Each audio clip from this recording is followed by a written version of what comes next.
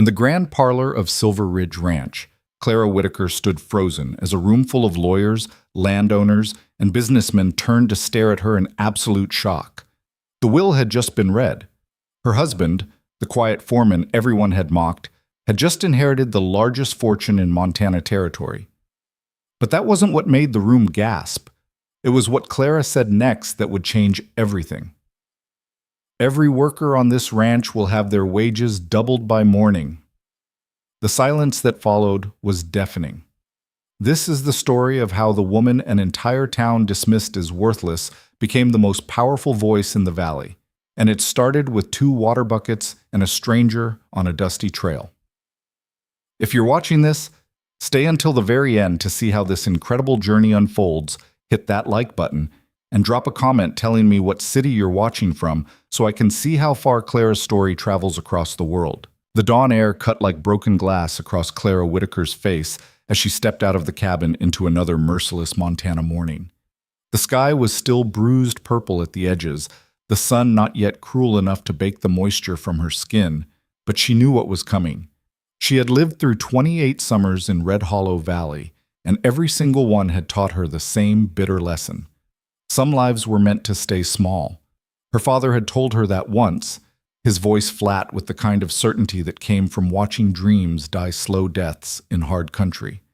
Her mother had never said the words aloud, but Clara felt them in every disappointed glance, every sharp instruction, every comparison to her younger sister Marianne, who had golden hair and a delicate laugh and had married a shopkeeper's son at 19. Clara's hands were already rough by then, too rough for the kind of man who might offer her a way out. She moved toward the creek with 2 wooden buckets hanging from a yoke across her shoulders, her spine already beginning its familiar ache. The path was worn smooth by her own feet. Thousands of trips, thousands of mornings exactly like this one. Behind her, smoke rose from neighboring cabins where other families were waking, and Clara knew without looking that curtains would twitch as she passed. They always did. The whispers had started years ago, sometime after Marianne's wedding, when it became clear that Clara would not follow the same path. At first the words were almost kind, sympathetic murmurs about how difficult it must be for a girl with such plain features, such unremarkable prospects. But sympathy had a short lifespan in a town where everyone struggled, and soon the whispers turned sharp. Old maid. Burden to her family. No man would take a woman like that.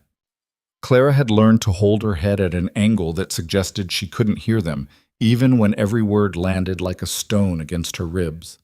She had learned to make herself smaller, quieter, less noticeable, as if she could somehow apologize for the simple fact of her existence by taking up less space in the world.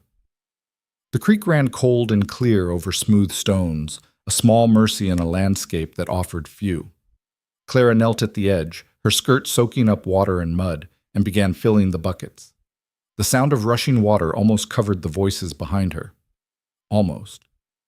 "Still hauling water like a pack mule," someone said.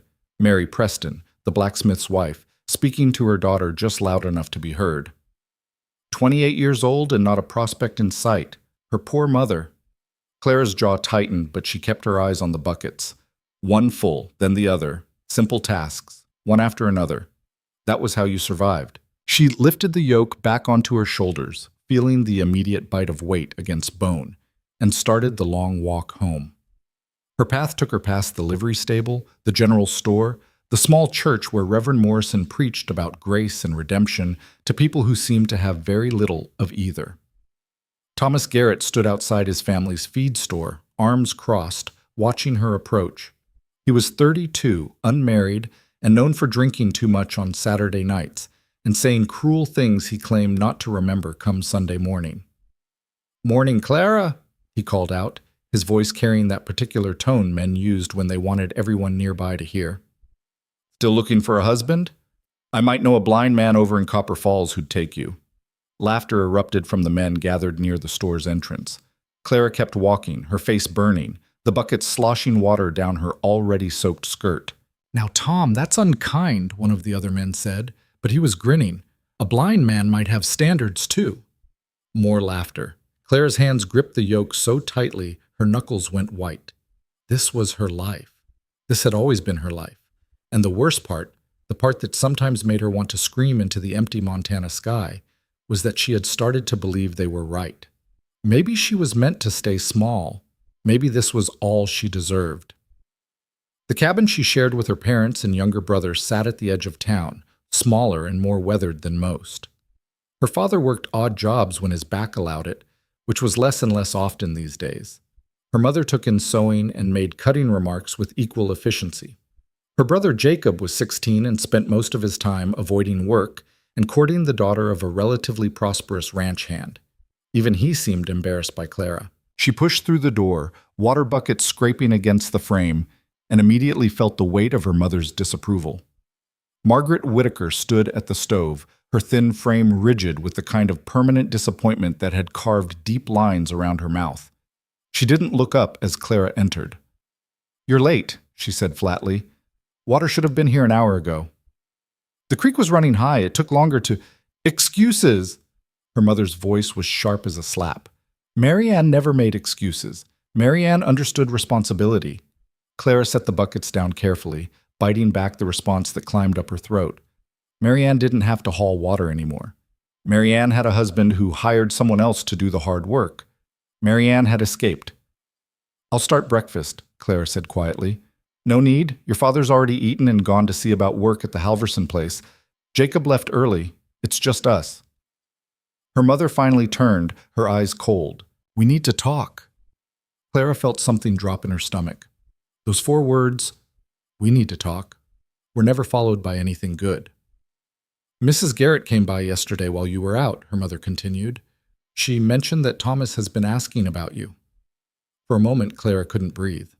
Thomas Garrett, the same man who had mocked her in the street less than 20 minutes ago, the drunk who made jokes at her expense for entertainment. "No," Clara said. "No?" Her mother's eyebrows rose dangerously. "You think you have the luxury of saying no?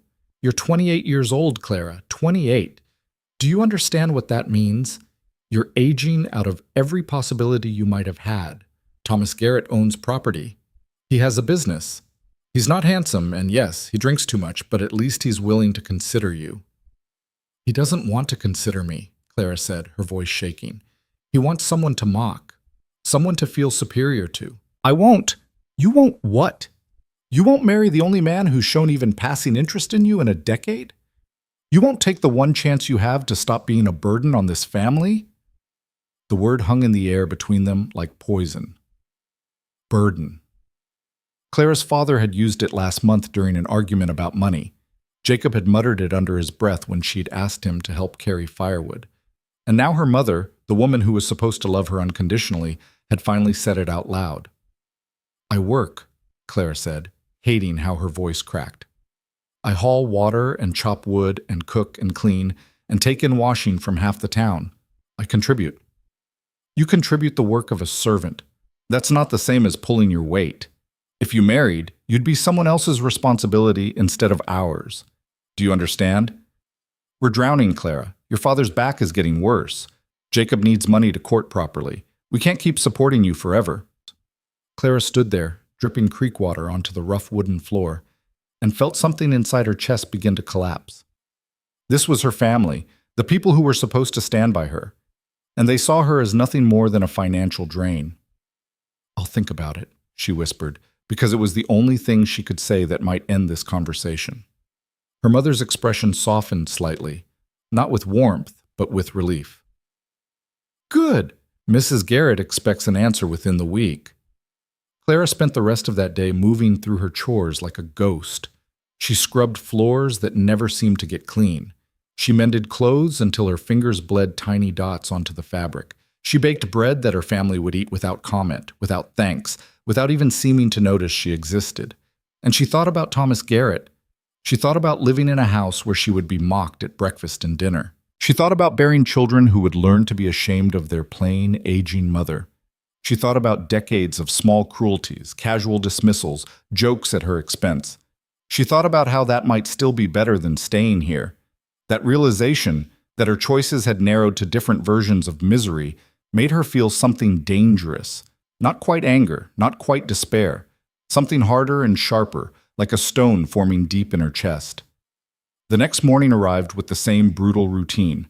Dawn, buckets, creek. The long walk through a town that had decided her worth years ago and never bothered to reconsider. But this morning, something different happened.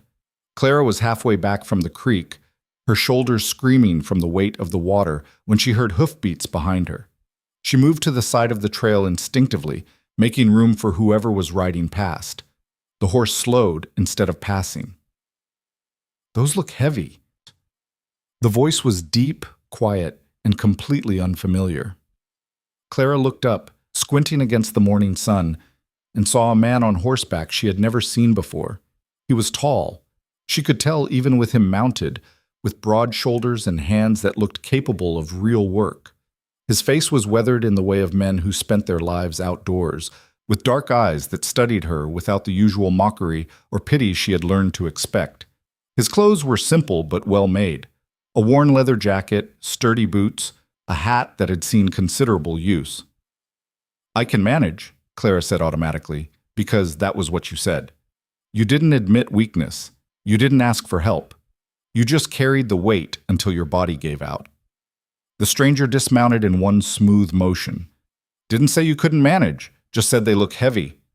He walked toward her with an easy confidence that made Clara take an involuntary step back.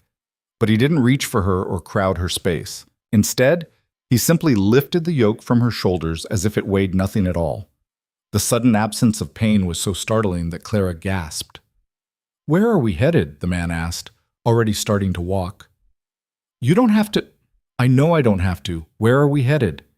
Clara stared at him, confused by this sudden kindness from a stranger, suspicious of what it might cost her. But her shoulders were screaming in relief, and she couldn't quite bring herself to take the buckets back. "The cabin at the edge of town," she said quietly. "The small one with the crooked chimney." He nodded and started walking. Clara hurried to keep up, acutely aware of how she must look.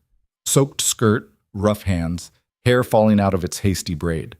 She waited for him to say something cutting, something that would reveal this was all an elaborate joke, but he just walked in comfortable silence, carrying her burden like it was nothing. "You're not from Red Hollow," Clara said finally, because the silence was becoming unbearable. "No, ma'am. Name's Elias Crow. I work as foreman at Silver Ridge Ranch, about 10 miles north of here." Clara had heard of Silver Ridge. Everyone had. It was the largest ranch in the territory, owned by a reclusive man named Victor Hale, who rarely came to town. The ranch hands who worked there had a reputation for being competent and well-paid, which made them targets of envy from the struggling farmers and laborers in Red Hollow. "What brings you to town?" Clara asked. "Supplies, mostly. Ranch business." He glanced at her. "And you? You haul water every morning?" "Every morning," Clara confirmed, sometimes twice a day in summer. "Long walk. It's what needs doing." They reached her cabin too quickly. Clara found herself wishing the walk had been longer, that she could have stayed in this strange bubble where someone treated her like a person worth helping instead of a problem to be solved. Elias set the buckets down gently near the door. He tipped his hat to her, a gesture so old-fashioned and courteous that Clara felt something warm and unfamiliar bloom in her chest. "You take care, ma'am," he said. "Clara," she heard herself say. "My name is Clara Whitaker." Something shifted in his expression. Not quite a smile, but close. "Clara, you take care." He mounted his horse and rode away, leaving Clara standing in front of her family's cabin with 2 full buckets and a feeling she couldn't quite name. Inside, her mother was waiting. "Who was that?" Margaret demanded, her face pinched with suspicion. "Just someone helping with the water," Clara said, trying to keep her voice neutral. "I saw you talking to him. What did he want?" "Nothing. He was just being kind." Her mother's expression hardened. "Men aren't kind for no reason, Clara. Whatever he wants, you're not in a position to be particular. Remember what we discussed about Thomas Garrett." Clara nodded, picked up the buckets, and went to pour the water into the barrels, her mother's words echoing in her head. Men aren't kind for no reason. Maybe that was true. Maybe Elias Crow had an angle, a motive, something he wanted that Clara couldn't see yet. But for just a few minutes on that dusty trail, she had felt something she hadn't felt in years. She had felt seen. The days that followed fell back into their familiar, grinding rhythm. Clara hauled water and chopped wood and listened to her mother's increasingly pointed comments about Thomas Garrett's proposal. Mrs. Garrett had apparently told half the town about her son's interest in Clara, which had turned the whole thing into a public spectacle. People were watching to see what the old maid would do. Would she accept the drunk's offer and finally stop being a burden? Or would she refuse and confirm what everyone already suspected, that she thought herself too good for the only man desperate enough to consider her? Clara felt trapped between two humiliations, unable to choose either without confirming the town's worst opinions of her. And then, 1 week after their first meeting, Elias Crow appeared on the trail again. Clara was hauling water, always hauling water, when she heard the now familiar sound of hoofbeats slowing behind her. Her heart did something complicated in her chest. "Morning," Elias said, dismounting before she could respond. "I'll take those." This time Clara didn't protest. She let him lift the yoke from her shoulders and felt that same rush of relief, that same dangerous gratitude. They walked together in silence for a while before Elias spoke. "You do this every day?" he asked. "Haul water twice your weight across half a mile?" "Someone has to." "What about your family? Father? Brothers?" Clara felt her jaw tighten. "My father's back is injured. My brother has other priorities." "And your mother?" "My mother has opinions about how I should be spending my time. Hauling water isn't one of them." Elias glanced at her, and Clara was startled by what she saw in his expression. Not pity, not mockery. Something closer to respect. "Seems to me you're doing necessary work," he said. "Can't imagine what she'd rather you be doing that's more important than making sure the family has water." Clara almost laughed. "She'd rather I be married, preferably to anyone who'll have me." The words slipped out before she could stop them. Too honest, too revealing. Clara felt her face burn with embarrassment. Why had she said that? Why had she exposed herself to the stranger who would probably laugh or, worse, offer sympathy she didn't want? But Elias just nodded slowly. "I take it there's someone specific she has in mind?" "Thomas Garrett. He owns the feed store in town. He's made an offer." "And what do you think of this Thomas Garrett?" Clara was quiet for a long moment. No one had asked her that. Not her mother, not her father, not even her sister during their brief, uncomfortable conversations.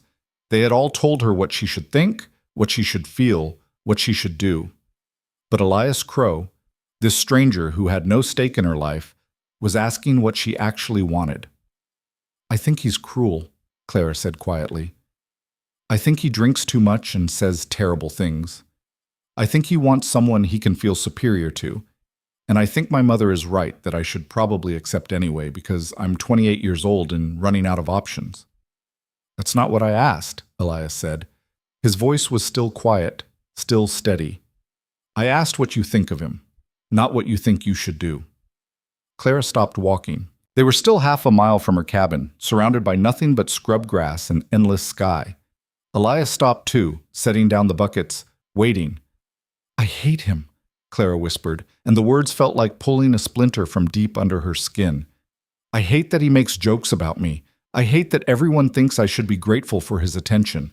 I hate that my whole life has narrowed down to choosing between marrying someone who despises me or staying with a family who sees me as a burden. I hate all of it." Elias was quiet for a moment. Then he did something that shocked Clara completely. He smiled. Not a mocking smile. Not a pitying smile. A real smile that reached his eyes and made him look younger, less weathered by whatever hard years had put those lines in his face.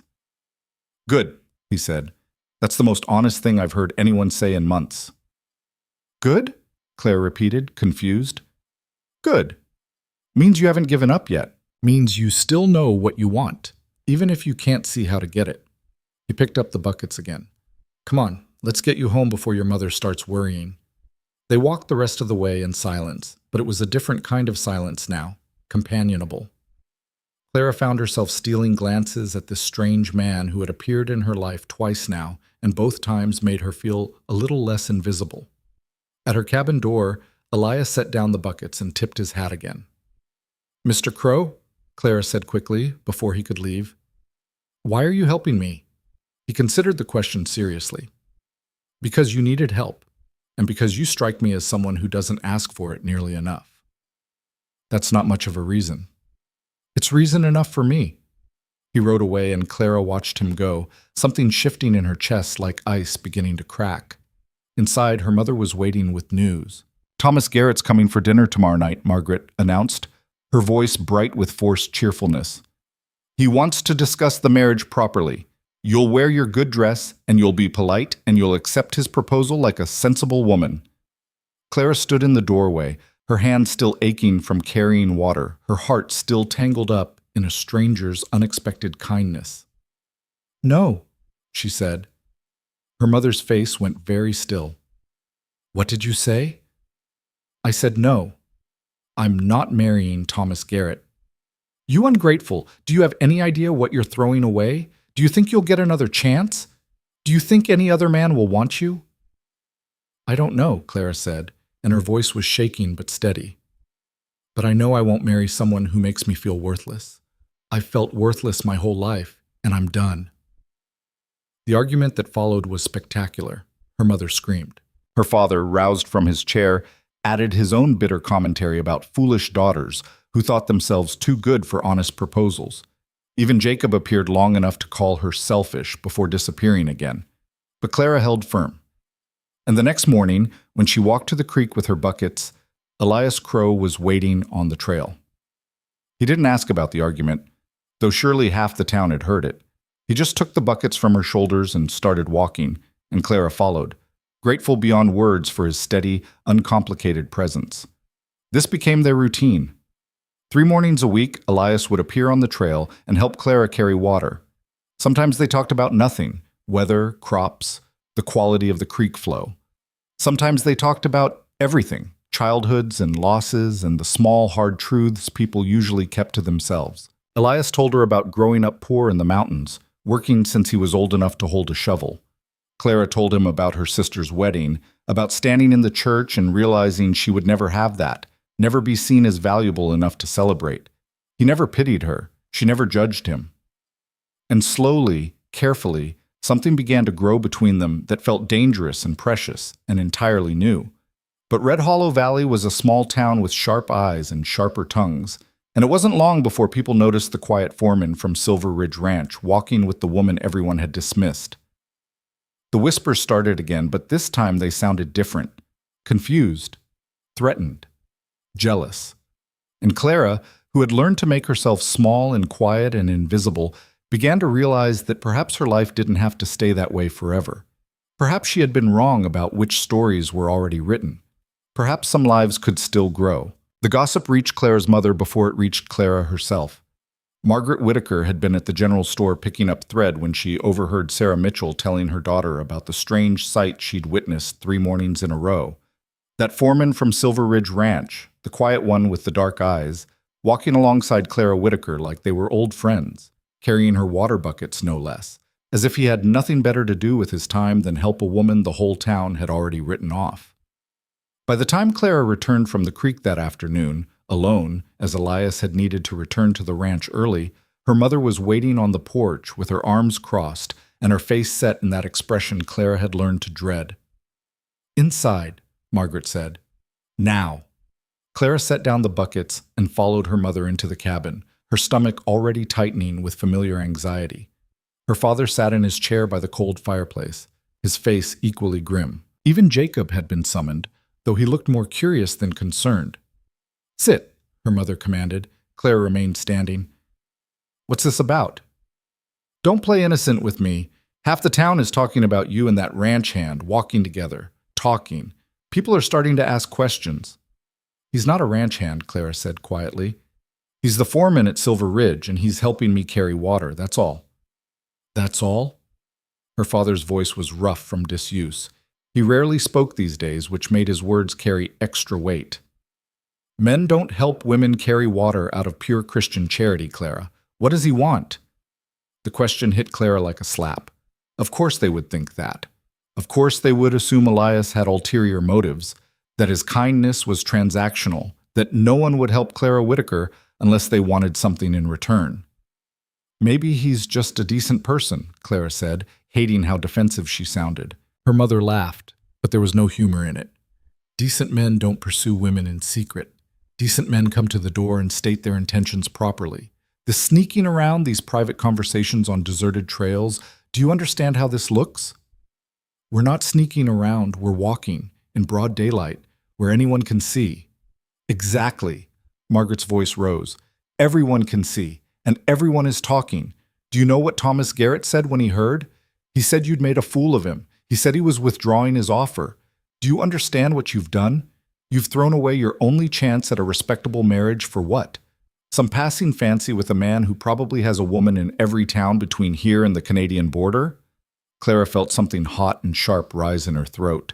Thomas Garrett was never a respectable option. He's a drunk who wanted someone to humiliate. And I don't care if he withdrew his offer. I already told you I wouldn't marry him. You don't get to be particular, her mother shouted. You don't have that luxury. You're 28 years old with nothing to offer and no prospects, and now you've ruined even that because you let some smooth-talking stranger turn your head with a few kind words. That's enough, Clara said, her voice shaking. It's not nearly enough. You're going to stop seeing this man. You're going to apologize to Thomas Garrett, and you're going to start acting like a woman who understands her place in this world. Clara looked at her mother, really looked at her, and saw something that made her chest ache. Margaret Whittaker was 53 years old and looked 70. Her hands were gnarled from decades of hard work. Her face was lined with bitterness and disappointment. She had married young to a man who couldn't provide, had raised children in poverty, and had watched her dreams shrink down to nothing more than survival. And she wanted the same life for Clara. Not out of cruelty, Clara realized. Out of fear. Because Margaret Whittaker couldn't imagine anything better, and the thought of her daughter hoping for more felt like a personal indictment of every choice she'd ever made. No, Clara said softly. What did you say to me? I said no. I won't apologize to Thomas Garrett. I won't stop talking to Elias Crow. And I won't spend the rest of my life making myself smaller just to make everyone else comfortable.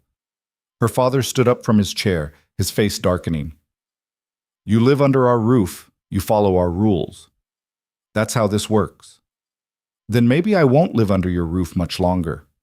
The words hung in the air like gunpowder waiting for a spark. Clara couldn't believe she'd said them.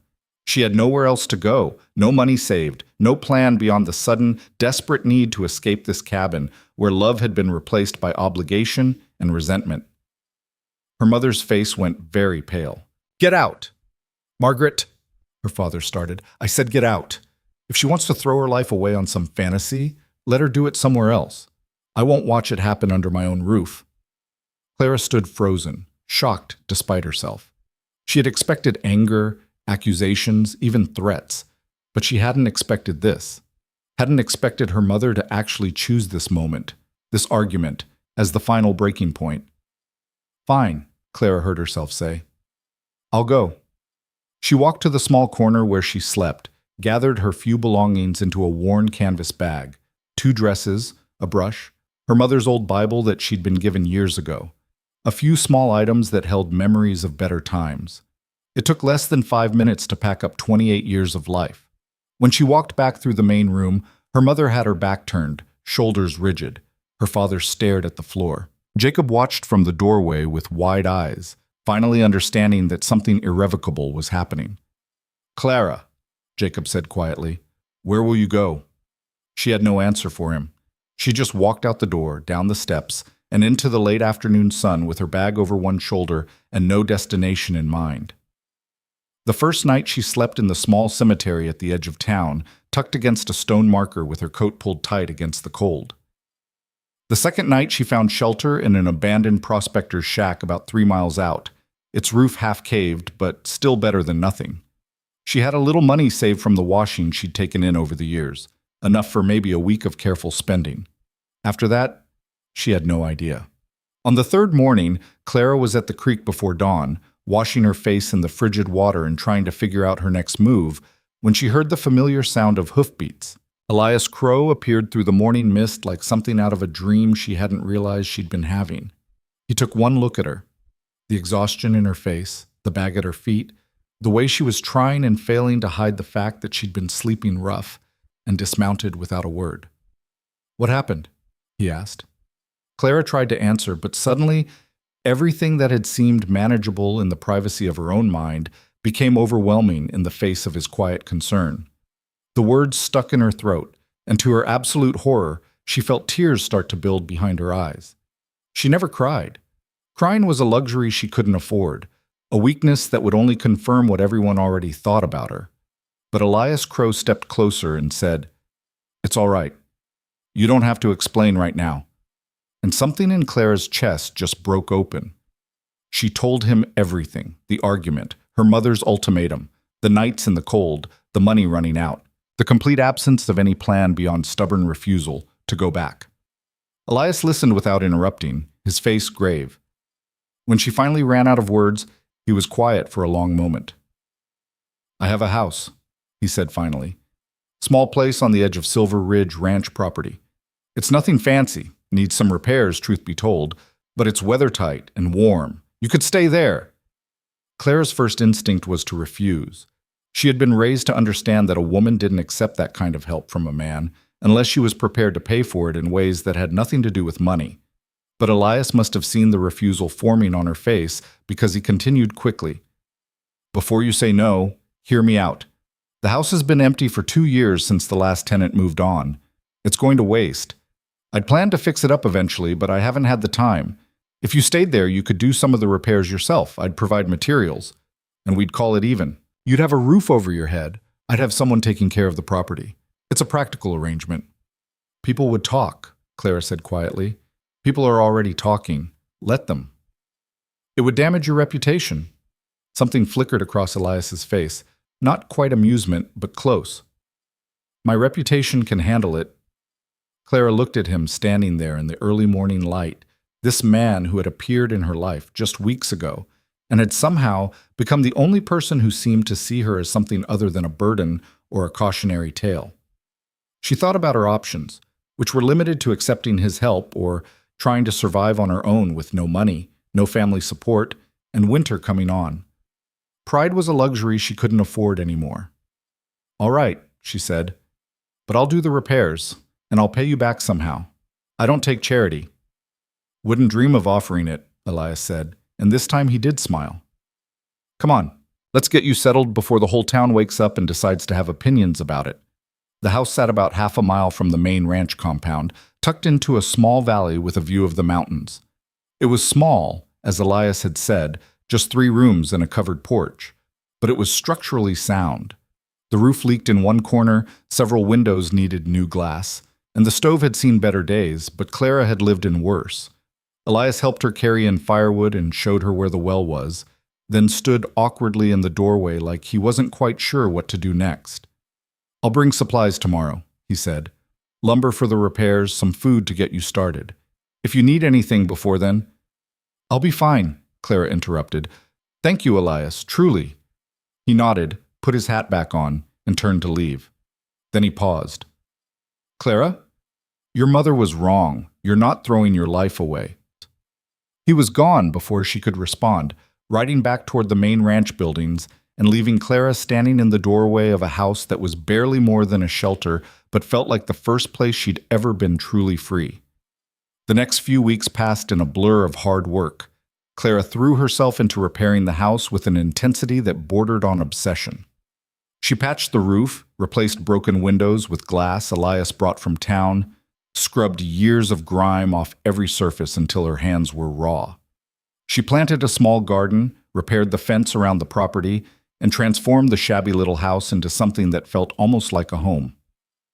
Elias stopped by most evenings after his work was done, ostensibly to check on the repairs, but really, Clara suspected, to make sure she was all right. They fell into an easy companionship, sitting on the porch as the sun set behind the mountains, talking about everything and nothing. He told her about his work at the ranch, about managing the cattle and the land and the complicated politics of ranching in Montana territory. She told him about the books she'd read, borrowed from the minister's wife years ago when people still thought she might be salvageable, and the places she'd dreamed of seeing but knew she never would. "Why not?" Elias asked one evening when she mentioned wanting to see the ocean. "Because women like me don't go to the ocean. We haul water and scrub floors and hope for a decent marriage if we're lucky." "You're not hauling water anymore?" Elias pointed out. "And you turned down a marriage, decent or otherwise." "I turned down one specific marriage to one specific terrible man. That doesn't mean I'm free, Elias. I'm still living on borrowed time in a borrowed house. Eventually, people are going to demand to know what exactly is happening here, and I won't have a good answer. What if you did have an answer? Clara looked at him sharply. What do you mean? But Elias just shook his head. Never mind. Not yet. The town predictably erupted with speculation. Clara Whitaker, the old maid who had somehow snagged the attention of the Silver Ridge foreman, was now living in sin on ranch property. That was the prevailing theory anyway, whispered in the general store and discussed over Sunday dinners. The more charitable folks suggested Elias had simply taken pity on her. The less charitable had much more colorful explanations. Clara heard the rumors through Sarah Mitchell, who appeared at her door one afternoon with a basket of bread and a concerned expression. I thought you should know what they're saying, Sarah said apologetically, about you and Mr. Crow. I can imagine, Clara replied. They're calling you his mistress, saying you seduced him to get access to ranch resources. Mrs. Garrett has been particularly vocal about it. Clara felt a flash of anger, but it was overwhelmed by something else, a strange sort of freedom. Let them talk. Let them speculate. For the first time in her life, she didn't care what Red Hollow Valley thought of her. Thank you for telling me, she said to Sarah. But I'm not concerned. Sarah studied her for a moment, then smiled. You look different, Clara.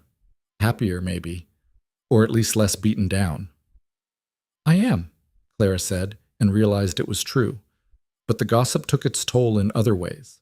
Clara's father showed up one evening, his face haggard, demanding she come home and stop embarrassing the family. She refused. Her sister Marianne sent a letter full of disappointment and platitudes about proper behavior. Clara burned it in the stove without finishing it. Only Jacob visited without judgment, appearing one Sunday afternoon with a guilty expression and news from home. Mother's not doing well, he said quietly. She barely eats, just sits and stares out the window. Clara felt a pang of guilt, but it was distant, muffled. She made her choice, Jacob. She threw me out. She was scared.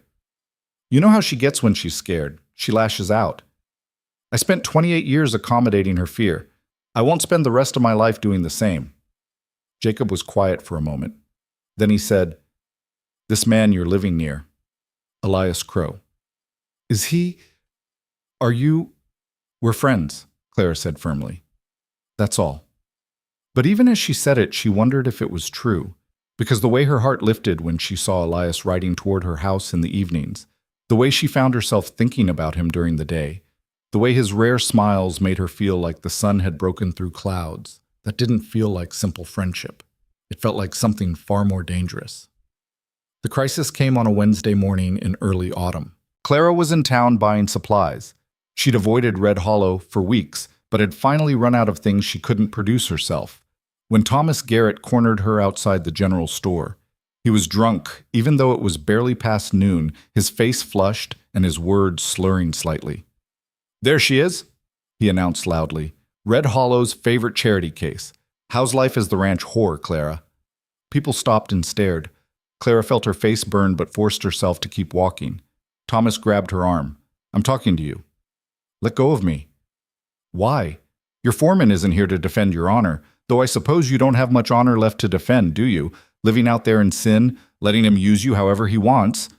Clara slapped him. The crack of her palm against his face echoed down the street. Thomas stared at her in shock, then his expression darkened into something ugly. You little... He raised his hand and Clara braced herself for the blow, but it never came. Elias Crow materialized out of nowhere, moving faster than Clara had ever seen him move, and caught Thomas's wrist in mid-swing. That's enough, Elias said quietly. Thomas tried to pull away, but Elias's grip was iron. Let go of me, Crow. This doesn't concern you. When you raise your hand to her, it concerns me. She's nothing to you, just some woman you're using until you get bored. Elias's other hand shot out and grabbed Thomas by the collar, lifting him slightly off his feet. When he spoke, his voice was still quiet, but there was steel underneath it. You're going to walk away now. You're going to stay away from Clara, and you're going to keep your opinions to yourself. Because if I hear you've bothered her again, if I hear you've said one more word about her reputation, I will make you regret it. Do we understand each other? Thomas nodded jerkily, his face pale. Elias released him, and the man stumbled backward before hurrying away, his earlier bravado completely evaporated. The entire street had gone silent, watching. Elias turned to Clara, his expression softening. "Are you all right?" Clara nodded, unable to speak. Her hand was still stinging from the slap, her heart racing from the confrontation, and every eye in Red Hollow was fixed on them. Elias seemed to make a decision.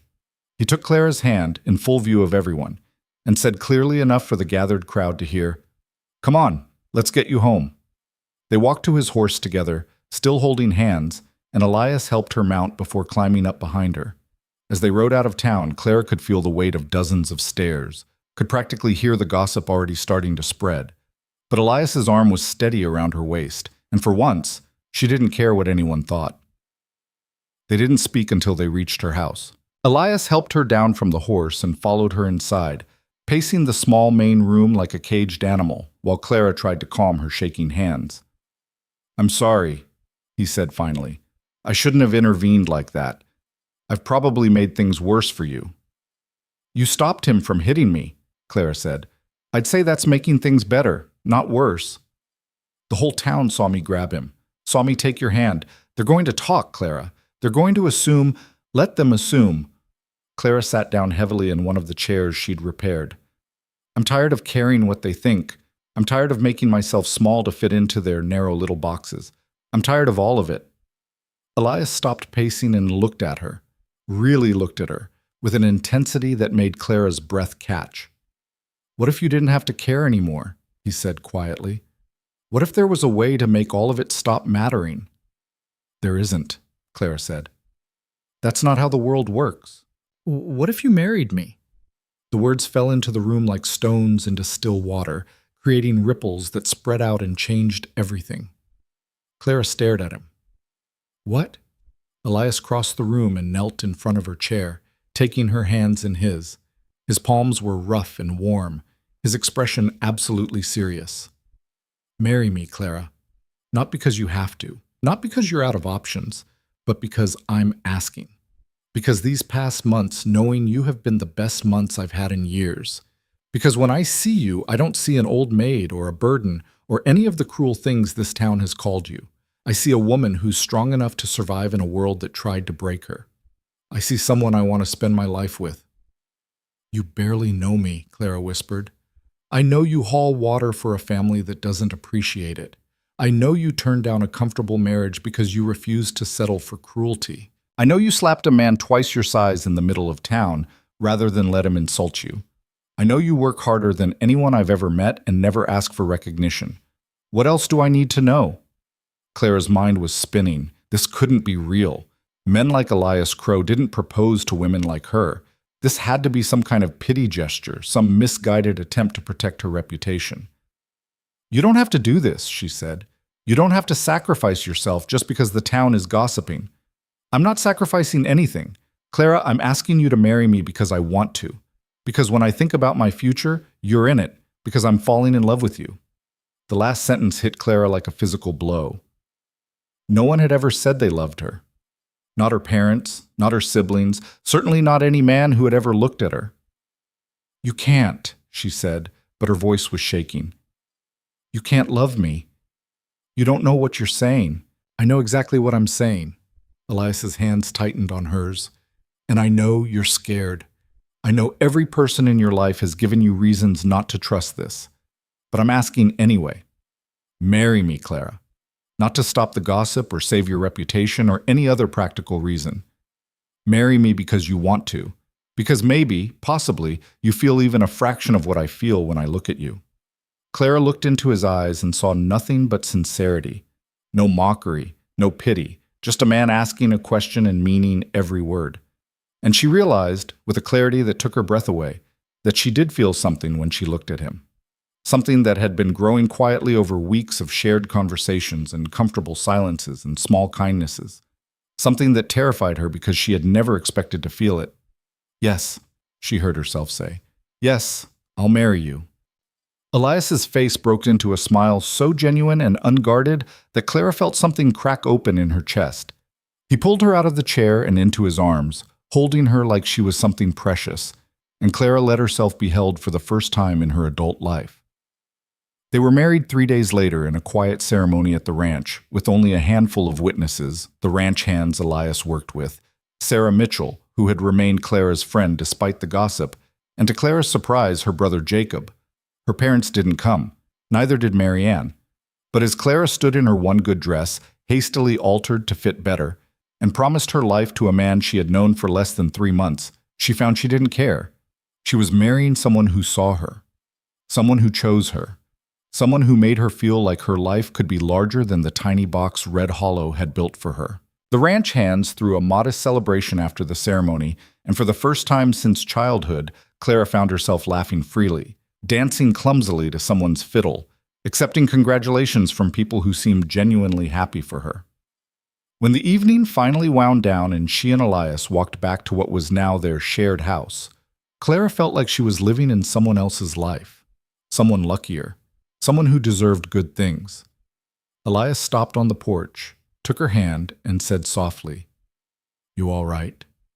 "I keep thinking I'm going to wake up," Clara admitted, "that this is all some elaborate dream." "It's not a dream. You're stuck with me now." He squeezed her hand. "And Clara?" "I meant everything I said, every word." Clara looked up at this man who had somehow become her husband, this quiet foreman who had appeared in her life and changed everything, and felt the last of her defenses finally crumble. "I love you too," she whispered, the words strange and new in her mouth. "I didn't want to. I tried not to. But I do." Elias pulled her close and kissed her forehead, and Clara let herself believe, just for a moment, that maybe some stories did have happy endings after all. But she had no idea that the real story was just beginning, and that the greatest shock of her life was still waiting in the shadows of Silver Ridge Ranch. The first weeks of marriage settled into a rhythm that felt almost miraculous to Clara. She woke each morning in a house that was warm and secure, next to a man who treated her with genuine respect. Elias left before dawn to oversee the ranch operations, and Clara spent her days tending the garden she'd expanded, making repairs to their home, and slowly learning what it meant to build a life with someone who actually wanted her there. The small house felt less borrowed now. It felt like theirs. Red Hollow Valley had reacted to their marriage with predictable shock. The gossip had shifted from scandalous speculation to confused resentment. How had Clara Whitaker, the old maid, the burden, the woman everyone had written off, managed to catch a man like Elias Crow? Surely there was some trick involved, some deception. Women like Clara didn't get happy endings, but Clara was learning not to care. She had spent too many years shrinking herself to fit into their narrow expectations. Now she was Mrs. Elias Crow, and if that made people uncomfortable, that was their problem to solve. Her mother had sent one letter, delivered by Jacob. It was brief and cold, congratulating Clara on her marriage while managing to imply that she'd somehow trapped Elias through manipulation or desperation. Clara read it once, then used it to start a fire in the stove. She felt nothing. Not anger, not sadness, just a hollow sort of relief that she no longer had to care what Margaret Whitaker thought. The one shadow that lingered over their new life was Silver Ridge Ranch itself. Elias worked there every day, managing hundreds of head of cattle and dozens of workers, but he never talked about it in any detail. He never invited Clara to visit the main ranch house. He never mentioned the owner, Victor Hale, except in the most passing terms. At first, Clara assumed it was simply professional discretion. Ranch business was ranch business, and she had no reason to be involved. But as the weeks passed, she began to notice something strange in Elias's behavior whenever the subject came up. One evening, she asked him about it directly. They were sitting on the porch watching the sunset paint the mountains gold and purple, a ritual they'd fallen into almost every night. Elias had been quieter than usual all day, his expression troubled. "Is everything all right at the ranch?" Clara asked carefully. "You seem worried." Elias was silent for a long moment, his jaw working like he was chewing on words he couldn't quite spit out. Finally he said, "Victor Hale is sick." "The owner?" "Yes. He's been sick for a while, but it's gotten worse. The doctors don't think he has much time left." Clara felt a pang of sympathy. "I'm sorry. Is there family who'll take over the ranch?" "No. No family." Elias's voice was strange, hollow, That's part of the problem. What do you mean? But Elias just shook his head. It's complicated. Ranch politics. Nothing you need to worry about. It was the first time he'd shut her out of something, and Clara felt it like a small wound. But she didn't push. She'd learned that some men carried burdens they didn't know how to share, and forcing the issue only made them retreat further. Still, she couldn't shake the feeling that whatever was happening at Silver Ridge Ranch mattered more than Elias was letting on. The answer came 2 weeks later, delivered by a stranger in an expensive suit. Clara was alone at the house, kneading bread dough, when she heard a carriage approaching.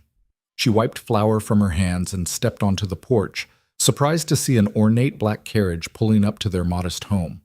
A man climbed out, tall, thin, with silver hair and the kind of clothes that spoke of significant wealth.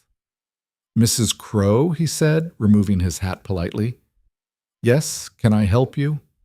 "My name is Edward Thornton. I'm an attorney from Helena. I'm looking for your husband, Elias Crow." Clara's stomach tightened with instinctive worry. Attorneys rarely brought good news. "He's at the ranch. Is something wrong?" "Not wrong exactly, but there are legal matters that require his immediate attention. Matters concerning Victor Hale's estate." "I don't understand. Elias is just the foreman." "Mrs. Crow," Thornton interrupted gently, "I think perhaps your husband hasn't been entirely forthcoming about certain aspects of his situation. Is there somewhere we could wait for him? This conversation would be better had with him present." Clara invited the attorney inside, her mind racing with questions she didn't know how to ask.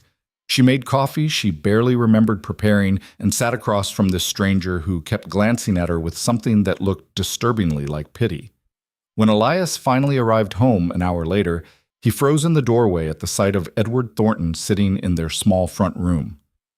"Mr. Crow," Thornton said, standing, "I apologize for the intrusion, but Mr. Hale's condition has deteriorated significantly. The doctors believe he has perhaps a week, maybe less. He's asking for you." Elias's face had gone pale. Has he told anyone?" "Only me and the medical staff, but the situation is becoming urgent. Decisions need to be made about the estate, about the ranch operations, about succession. You can't avoid this conversation any longer." Clara looked between the two men, completely lost. "Will someone please tell me what's going on?" Elias closed his eyes. When he opened them again, he looked at Clara with an expression she'd never seen before. Fear mixed with resignation and something that might have been shame. "Clara," he said quietly, "there's something I need to tell you. Something I should have told you before we got married, but I was afraid—" He broke off, running a hand through his hair.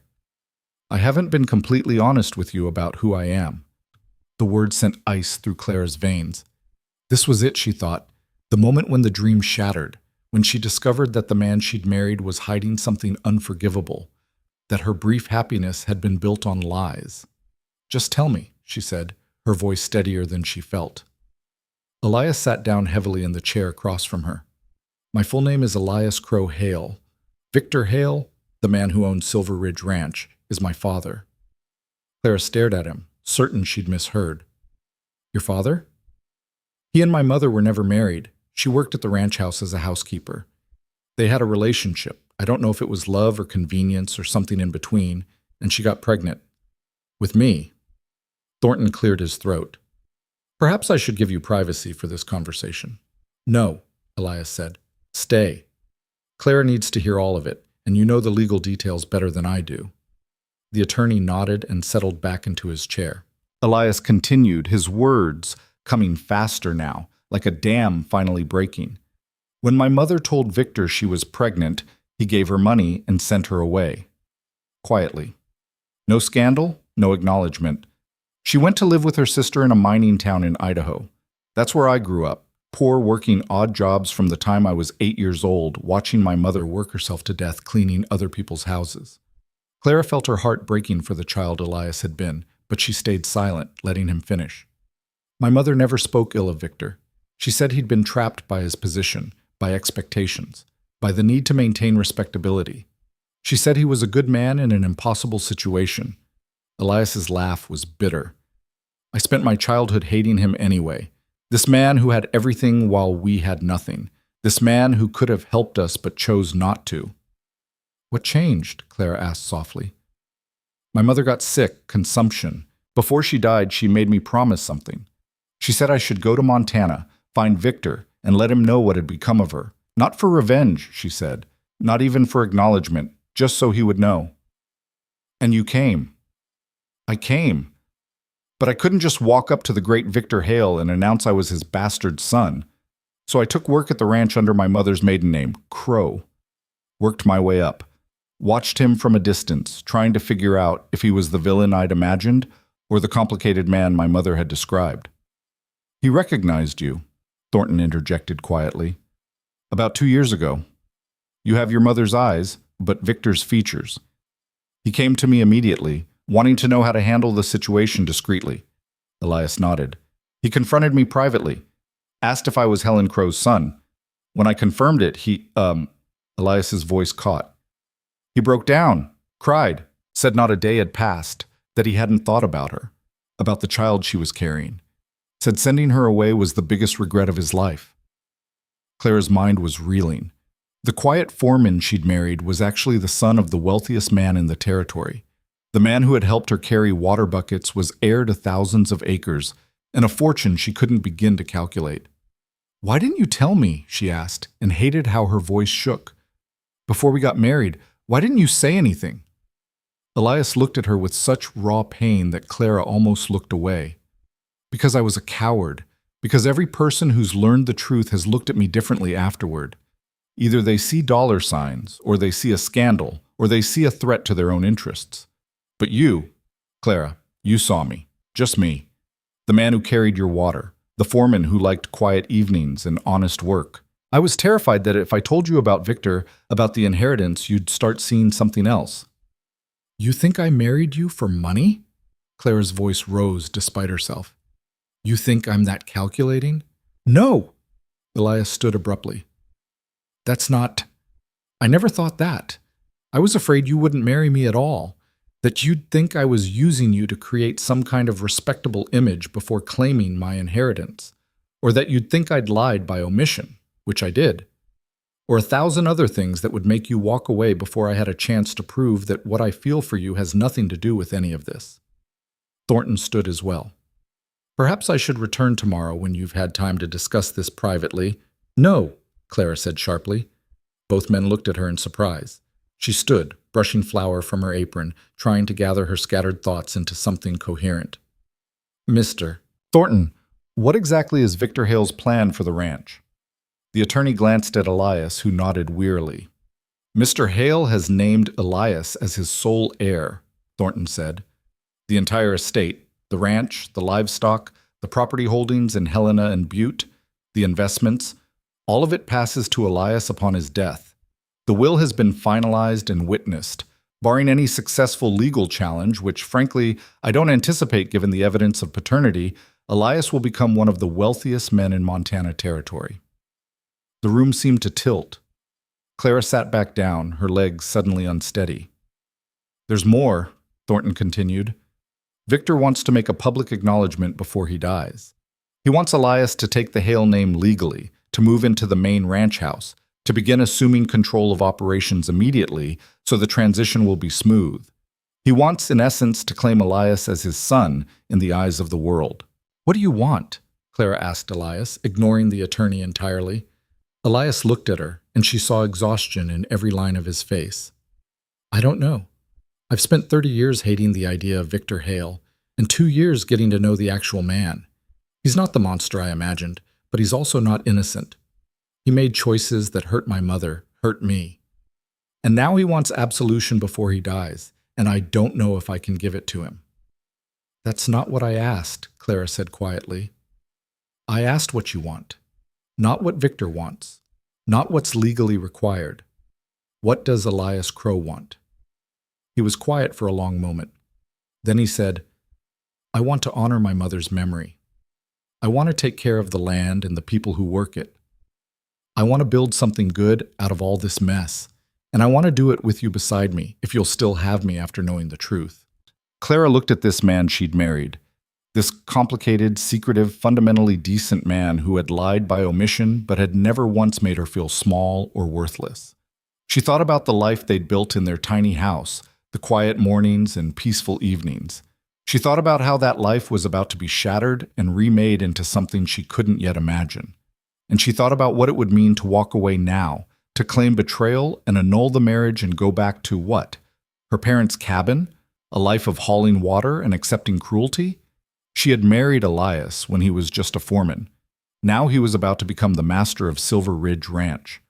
But underneath all of it, he was still the same man who had lifted buckets from her shoulders and treated her with respect when no one else would.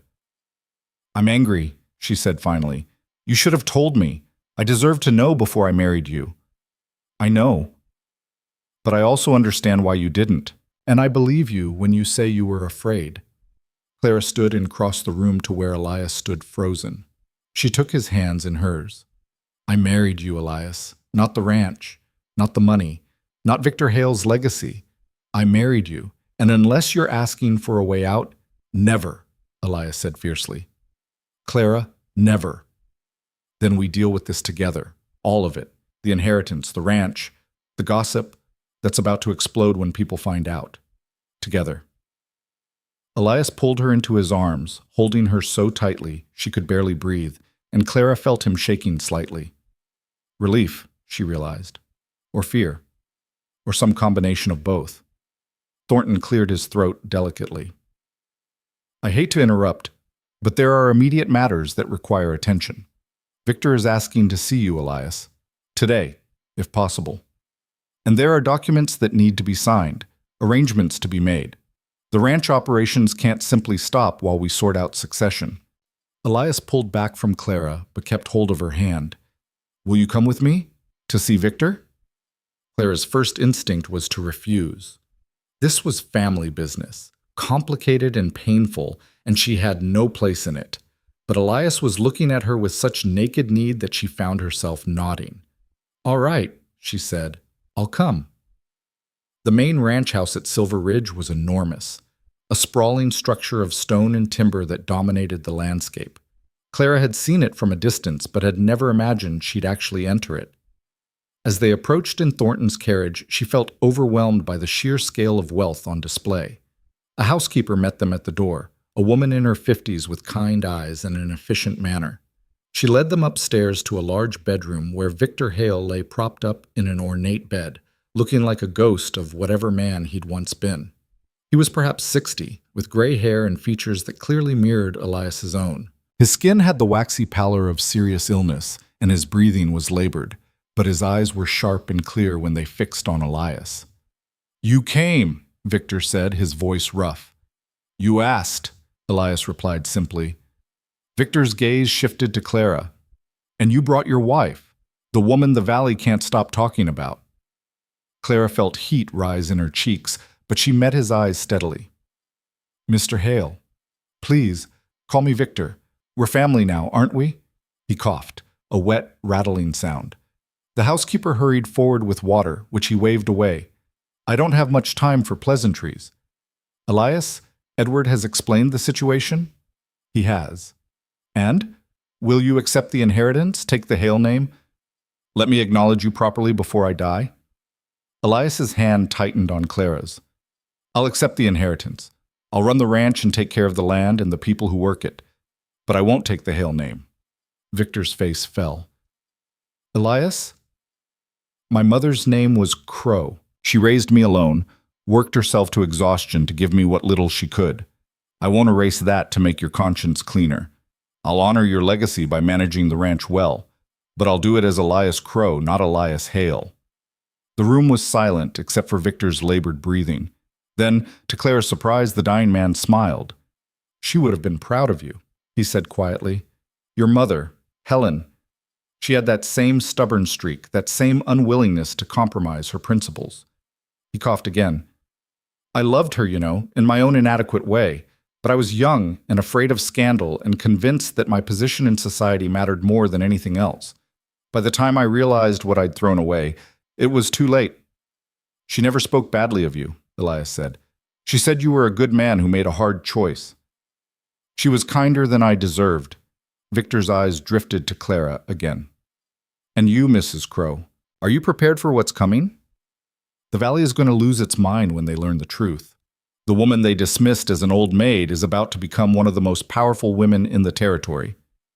Clara lifted her chin. I survived 28 years of their mockery. I think I can handle their jealousy. Victor laughed, then coughed violently. When he recovered, he looked at Elias with something like approval. You chose well, son. Better than I ever did. The word son hung in the air between them, heavy with years of absence and regret. They stayed for another hour while Thornton went over legal details and Victor gave Elias information about ranch operations, property holdings, and business relationships that would need to be maintained. Clara sat quietly, trying to absorb the magnitude of what was happening. When they finally left, the sun was setting behind the mountains, painting everything in shades of amber and rose. In the carriage ride back to their small house, Clara and Elias sat in silence. She could feel the tension radiating from him, the weight of everything he'd just agreed to take on. Are you all right? She asked finally. I don't know, Elias said honestly. I feel like I'm betraying my mother by accepting anything from him. But I also feel like refusing would be childish and wasteful. All this land, all these resources, I could do real good with it. I could take care of people the way no one took care of my mother. Then that's what you do, Clara said firmly. You accept the inheritance not because Victor Hale is trying to buy forgiveness, but because you can use it to build something better. Elias looked at her with such gratitude that Clara felt her heart swell. Whatever challenges lay ahead, they would face them together. Victor Hale died 4 days later, quietly in his sleep with Elias sitting vigil beside his bed. The funeral was scheduled for the following week, and that was when the valley would learn the truth. Thornton had already prepared announcements for the local papers. The will would be read publicly, and Clara's life, their life, would change forever. The night before the funeral, Clara couldn't sleep. She stood on their small porch, looking up at the mountains and thinking about the woman she'd been just months ago. The woman who hauled water and accepted cruelty as her due. The woman everyone had dismissed. That woman felt like a stranger now. Elias came out to join her, wrapping a blanket around her shoulders against the cold. Nervous about tomorrow? He asked. Terrified, Clara admitted. Everyone who laughed at me, everyone who called me worthless, they're all going to be there, watching, waiting to see how the old maid handles suddenly being important. You were always important, Elias said. They were just too blind to see it. That's sweet, but it's not true. I wasn't important. I was invisible. And tomorrow I'm going to be the opposite, and I don't know if I'm ready for that. Elias pulled her close. You don't have to be ready. You just have to be yourself. The woman who slapped Thomas Garrett in the middle of town. The woman who walked out of her parents' house rather than accept their cruelty. That woman can handle anything the valley throws at her. Clara leaned into him, drawing strength from his solid presence, and hoped he was right. The funeral drew nearly everyone in Red Hollow Valley and many from surrounding areas. Victor Hale had been a powerful man, and people came to pay respects, make business connections, and frankly to witness whatever drama might unfold. Clara wore a simple black dress she'd sewn herself, knowing it was inadequate for the occasion, but refusing to pretend to be something she wasn't. She walked into the church beside Elias, feeling hundreds of eyes track their movement. She saw her mother in the back, looking small and shrunken. She saw Thomas Garrett near the front, his face twisted with confusion and resentment. She saw Sarah Mitchell, who caught her eye and offered a small, encouraging smile. The service was brief and formal. Then Thornton stood to read the will. The room went absolutely silent. When he announced that Victor Hale had left his entire estate to Elias Crow, foreman of Silver Ridge Ranch, there was a collective gasp. When he explained that Elias was Victor's son, the gasps turned to shocked murmurs. And when he noted that this meant Elias's wife, Clara Crow, formerly Clara Whitaker, was now the mistress of Silver Ridge Ranch, the murmurs exploded into barely contained chaos. Clara sat perfectly still, her spine straight, her hands folded in her lap, and refused to show any reaction. But inside she felt something fierce and triumphant blooming. Every person who had mocked her was staring in disbelief. Every person who had dismissed her was recalculating her worth. Every person who had made her feel worthless was realizing they'd been catastrophically wrong. After the service, people approached them in waves. Some offered genuine condolences. Others offered transparent attempts at ingratiating themselves. Many just stared, unable to process the reversal of fortune they'd witnessed. Clara's mother appeared, her face pale, her hands twisting together nervously. "Clara," she said quietly, "I didn't know. I had no idea." "That Elias had money?" Clara interrupted, her voice cold. "Would it have mattered? Would you have treated me differently if you'd known marrying him would make me wealthy?" Margaret flinched. "That's not fair." "No," Clara agreed. "It's not. But it's honest. You threw me out because you thought I was making a mistake, because you thought Elias was just another burden I was taking on. Now that you know he's not, now that you know I'm going to be powerful and wealthy, you want back in, don't you? You're my daughter. I was your daughter when you threw me out. I was your daughter when you called me a burden. I was your daughter when you cared more about what the town thought than about my happiness." Clara stepped closer, lowering her voice. "And I'll be your daughter when I move into that ranch house and spend the rest of my life proving that the woman you dismissed was worth 10 of you." She walked away before her mother could respond, her heart pounding but her head high. Elias was waiting near the church door, fielding questions from businessmen and ranchers who suddenly wanted to establish relationships with the new owner of Silver Ridge. When he saw Clara approaching, he excused himself immediately and came to her side. "Ready to go home?" he asked quietly.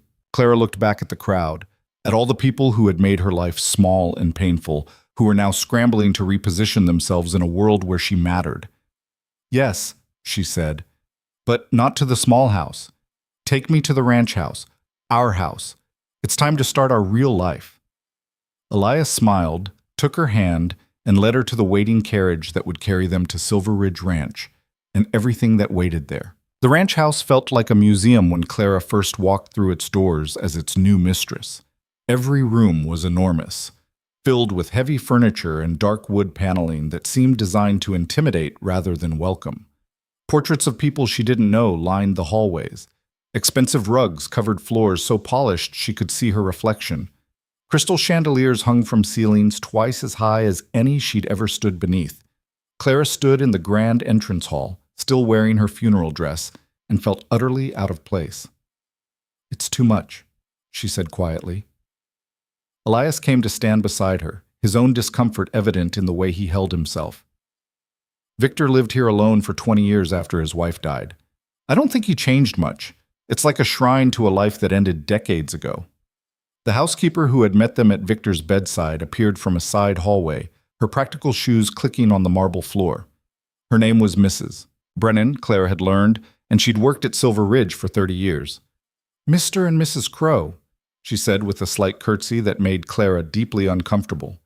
"The staff is assembled in the kitchen, waiting to meet you properly, and I've had your belongings brought from the foreman's house and placed in the master suite, as Mr. Thornton instructed." "We can carry our own things," Clara said quickly. Mrs. Brennan's expression flickered with something that might have been surprise or approval. "Of course, ma'am, but it's already done. If you'd like to change anything about the arrangements, you need only say so." Clara looked at Elias helplessly. She had no idea how to navigate this world of servants and protocols, and rooms she'd never even imagined living in. "Perhaps we should meet the staff," Elias suggested. "Get that part over with." The kitchen was warm and bright, a stark contrast to the formal gloom of the rest of the house. 15 people stood waiting, ranch hands, stable workers, house staff, all watching Clara and Elias with varying degrees of curiosity and apprehension. Mrs. Brennan made introductions. There was Samuel, the head ranch hand who'd worked with Elias for years and looked relieved to see a familiar face in charge. There was young Mary, a kitchen maid barely 16 who kept stealing odd glances at Clara.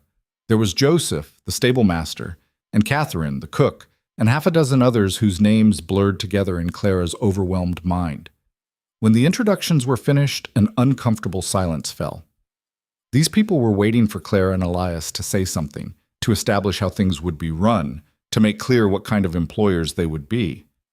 Clara thought about the houses she'd worked in over the years, taking in washing and scrubbing floors for families who treated her like she was invisible. She thought about being dismissed and ignored and worked until her hands bled.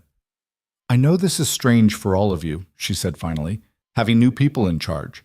And I know my background is unusual. I won't pretend to be something I'm not.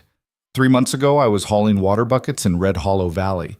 I don't know the first thing about running a house like this or managing a ranch this size. She saw a few of the staff exchange glances. Mary was biting her lip, trying not to smile. But I know what it's like to work hard and be treated like it doesn't matter, Clara continued. I know what it's like to give everything you have and receive nothing but criticism in return. And I won't let that happen here. If you work hard and do your jobs well, you'll be respected and fairly compensated. If you have concerns or suggestions, I want to hear them. This ranch belongs to all of us now, and we're going to run it together. Samuel cleared his throat. Begging your pardon, Mrs. Crow, but that's not how these things usually work. Staff doesn't question the owner's decisions. Then maybe it's time things worked differently, Clara said. Elias stepped forward. Most of you know me already. I've worked alongside you for the past 2 years. That's not going to change just because my title has. Tomorrow morning, I'll be in the stables at dawn, same as always. We've got cattle to move and fences to repair and 1,000 other things that can't wait just because Victor died. He paused. But there will be some changes. Mrs. Crow and I will be reviewing wages and working conditions over the next few weeks. Anyone who wants to discuss their situation should feel free to speak with either of us. The tension in the room eased slightly. These were people who understood hard work and direct talk. Fancy speeches would have made them suspicious, but Clara and Elias's straightforward approach seemed to be exactly what they needed. After the meeting, Mrs. Brennan showed them to the master suite, a sprawling collection of rooms that included a bedroom larger than Clara's entire childhood cabin, a private sitting room, and a bathroom with actual running water and a porcelain tub. Clara stood in the middle of the bedroom, looking at the 4-poster bed with its heavy velvet curtains, and felt like she'd stepped into someone else's life. I can't sleep in this, she said.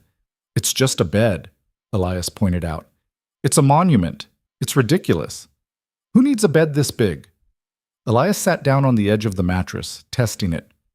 Someone who spent their whole life sleeping on straw pallets and thin blankets, maybe. Someone who deserves some comfort after years of going without. Clara looked at him, at this man who had grown up as poor as she had but was trying to embrace their new circumstances instead of fighting them. Aren't you overwhelmed by all this? Terrified, Elias admitted, but also angry. My mother died in a one-room shack with a dirt floor, while Victor lived here surrounded by luxury he barely used. If I'd known about this place while she was struggling, he broke off, his jaw clenched. I can't change the past, but I can make sure the money and resources here are used for something better than collecting dust. Like what? Like taking care of the people who actually work this land. Like building schools and improving roads and making sure no one in this valley has to watch their children go hungry while rich men hoard wealth they don't need. Clara crossed the room and sat beside him on the absurd bed. The valley is going to resist that.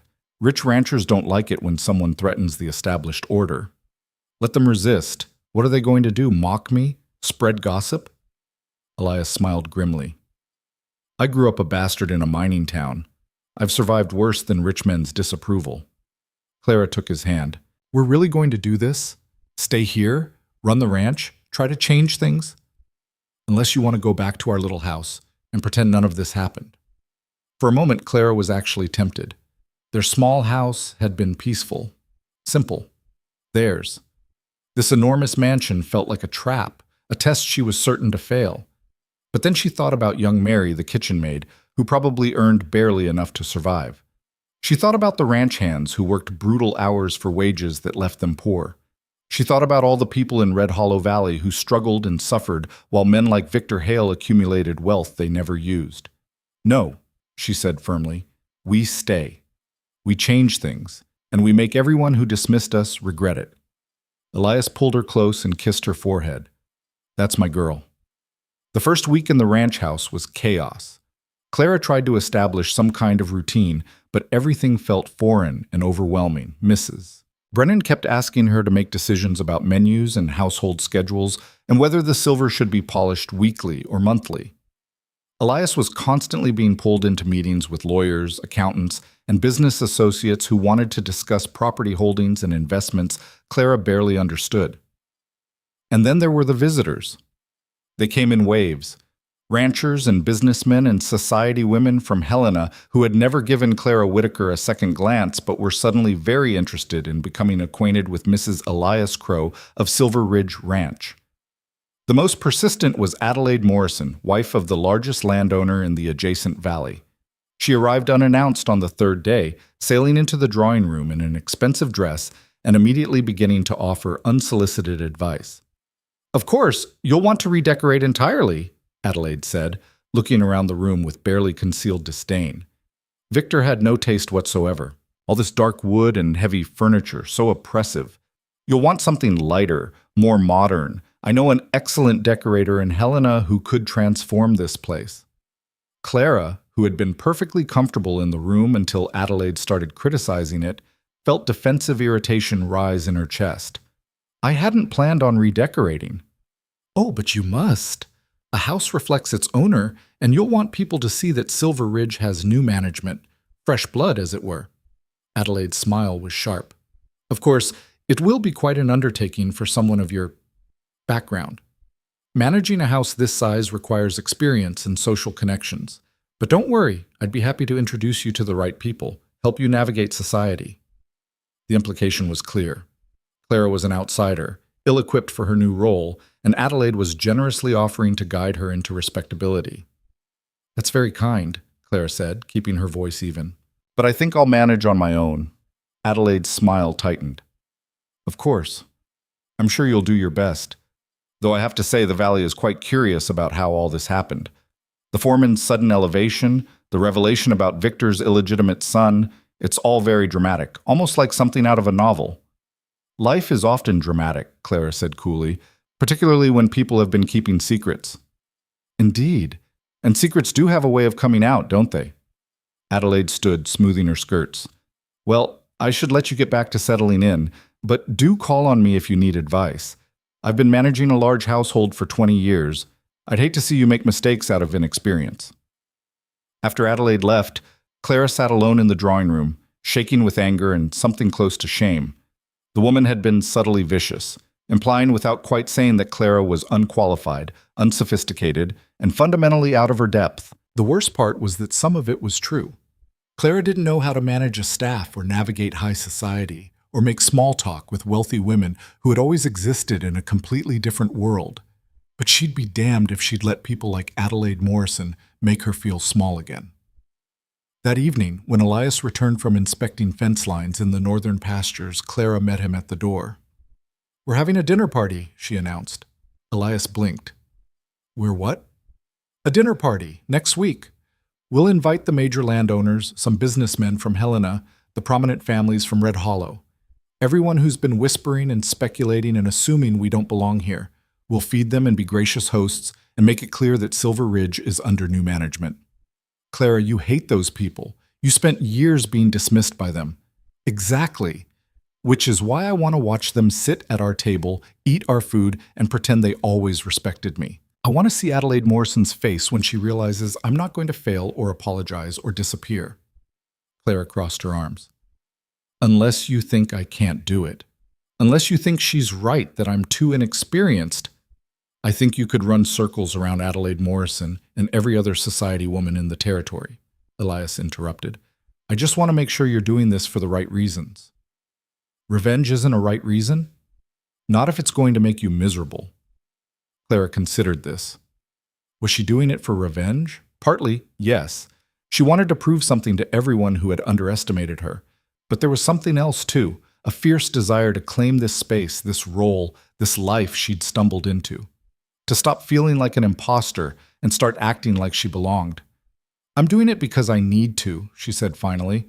"I need to stop hiding and second-guessing myself. I need to step into this role fully, or I'll spend the rest of my life feeling like I'm pretending to be someone I'm not." Elias studied her face for a long moment, then nodded. "All right, we'll have a dinner party, but we do it our way, not theirs. No pretending to be something we're not. No apologizing for who we are or where we came from." "Agreed." Planning the dinner consumed the next week. Mrs. Brennan was delighted to have a project and threw herself into preparations with enthusiasm. Catherine the cook began experimenting with elaborate menus. Young Mary was assigned to polish every piece of silver in the house until it gleamed. Clara sent invitations to 30 carefully selected people, including her parents, though she suspected they wouldn't come.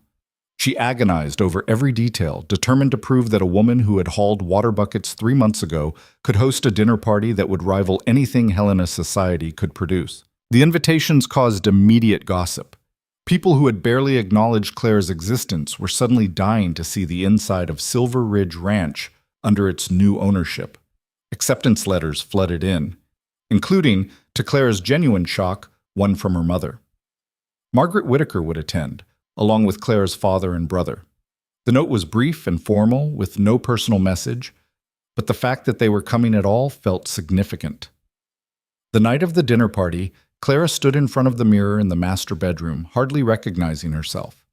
Mrs. Brennan had insisted she needed a proper dress, and they'd commissioned one from the best dressmaker in Helena, deep blue silk with delicate embroidery, far finer than anything Clara had ever worn. Her hair was styled elegantly instead of pulled back in its usual practical braid. She looked like the mistress of a great ranch. She looked like someone important. "You're beautiful," Elias said from the doorway. He'd cleaned up as well, wearing a suit that made him look every inch the wealthy landowner he'd become. "I look like I'm playing dress-up," Clara said nervously. "You look like exactly who you are, the woman who runs Silver Ridge Ranch." He crossed the room and took her hands. "And if anyone tonight makes you feel otherwise, we throw them out. Agreed?" "Agreed." The guests began arriving at 7. Clara and Elias stood in the entrance hall, greeting each person as they arrived. Clara watched their faces carefully, the surprise, the envy, the poorly concealed resentment. These were people who had ignored or mocked her for years, and now they were in her house, on her territory, forced to treat her with respect. Adelaide Morrison arrived in a dress clearly designed to outshine Clara's, her smile saccharine. "What a charming home you have. So much potential." "Thank you," Clara said pleasantly. "We're very happy here." Thomas Garrett came, looking uncomfortable and avoiding eye contact. Several wealthy ranchers arrived with their wives, all of them clearly curious about the scandalous circumstances of Elias's inheritance. The minister from Red Hollow came, along with several prominent businessmen, and then her parents arrived. Margaret Whittaker had aged since Clara had last seen her. She looked smaller somehow, diminished. Her father walked with a pronounced limp now, his back clearly causing him significant pain. Jacob trailed behind them, looking around the grand house with wide eyes. "Mother, Father," Clara said formally. "Thank you for coming." "Clara," her mother's voice was strained.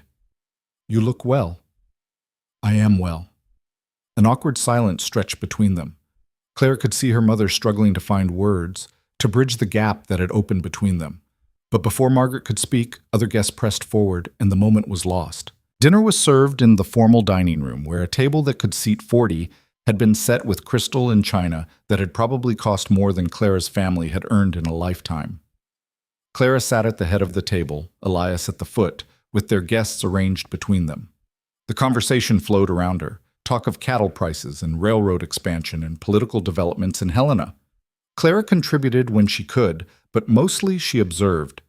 She watched Adelaide Morrison try to dominate the conversation and saw several other women grow visibly annoyed.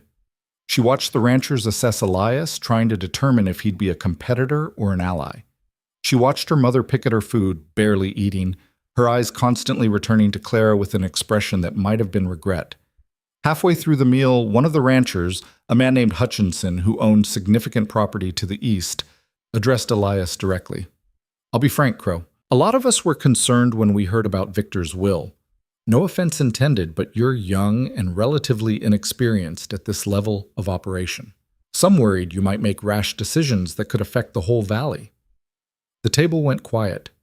This was the confrontation everyone had been waiting for, the moment when the established powers challenged the upstart. Elias set down his fork calmly. "What kind of rash decisions concern you, Mr. Hutchinson?" Well, for instance, we've heard rumors you might be considering raising wages for ranch hands. That could create problems for the rest of us who employ workers at standard rates. Standard rates that barely keep people fed and housed, Clara interjected. Everyone turned to look at her. She felt her heart hammering but kept her voice steady. I've worked for those standard rates, Mr. Hutchinson. I know exactly what they buy, which is not enough. Hutchinson's face reddened. Mrs. Crow, with all due respect, running a ranch is different from doing day labor. There are economic realities. Yes, there are, Clara agreed. And one of those realities is that workers who are paid fairly and treated well are more productive and loyal than workers who are desperate and resentful. Another reality is that we can afford to pay better wages, so we will. If that creates problems for ranchers who have been exploiting their workers, that seems like their problem to solve, not ours. The silence that followed was electric. Adelaide Morrison looked like she'd swallowed something sour. Several of the men were staring at Clara in open shock. It simply wasn't done. Women didn't speak this bluntly at dinner parties, especially not about business matters. But Elias was smiling. My wife is right, he said. Silver Ridge will be raising wages by 20% across the board. We'll also be improving worker housing and establishing a system where anyone injured on the job will continue to receive pay while they recover. If other ranchers want to compete for good workers, they'll need to match or exceed those standards. Hutchinson sputtered. You can't just... This isn't how things are done.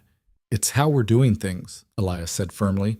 Victor Hale accumulated a fortune while people struggled and died. I won't continue that legacy. Another rancher, a woman named Dorothy Chen, who'd been quiet until now, spoke up.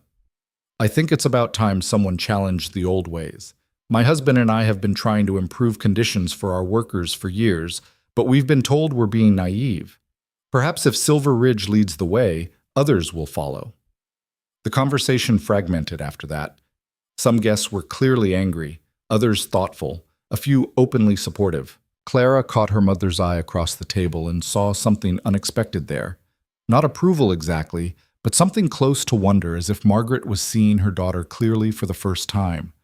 After dinner, the guests moved to the drawing room for coffee and brandy. Clara found herself cornered by Adelaide Morrison near the fireplace. That was quite a performance, Adelaide said quietly. Very bold, though I'm not sure it's wise to alienate the established families so early in your tenure. I wasn't performing, Clara replied. I was stating facts, and I'm not concerned about alienating people who built their wealth on the backs of exploited workers. How admirably principled. Though principles don't help much when you're socially isolated and struggling to maintain alliances. Adelaide sipped her brandy. You're from nothing, Clara. You have no family connections, no social standing beyond what your husband's inheritance provides. Without the support of families like mine, you'll find yourself very alone in this valley. Clara looked at this woman who had everything Clara had once thought she wanted, wealth, status, social power, and felt nothing but pity. Adelaide Morrison spent her life playing political games and managing appearances, all to maintain a position that seemed hollow and joyless. I've been alone most of my life, Clara said quietly. I survived it then. I'll survive it now. The difference is that now I have resources to help people who are suffering the way I suffered, and I'm going to use them, regardless of whether society approves. She walked away before Adelaide could respond, crossing the room to where her mother stood awkwardly near the window. Can we talk? Margaret asked quietly. Privately. Clara led her to a small study off the main hallway.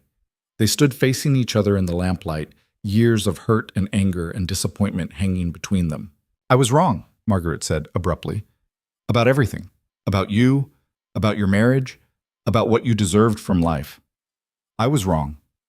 And I'm sorry. Clara had imagined this moment countless times. Her mother apologizing, admitting fault, asking for forgiveness. She'd imagined feeling vindicated, triumphant, but standing here actually hearing the words, all she felt was tired. Why? She asked. Why were you so cruel to me? Margaret's eyes filled with tears. Because I was terrified. Terrified of watching you end up like me, poor, trapped, married to a man who couldn't provide. I thought if I could push you into any marriage, even a bad one, at least you'd be someone else's responsibility. At least I wouldn't have to watch you suffer. She wiped at her eyes. But I was making you suffer. I was the one hurting you, not protecting you, and I didn't see it until it was too late. You threw me out, Clara said, her voice shaking. You called me a burden and threw me out with nowhere to go. I know, and I'll regret it for the rest of my life.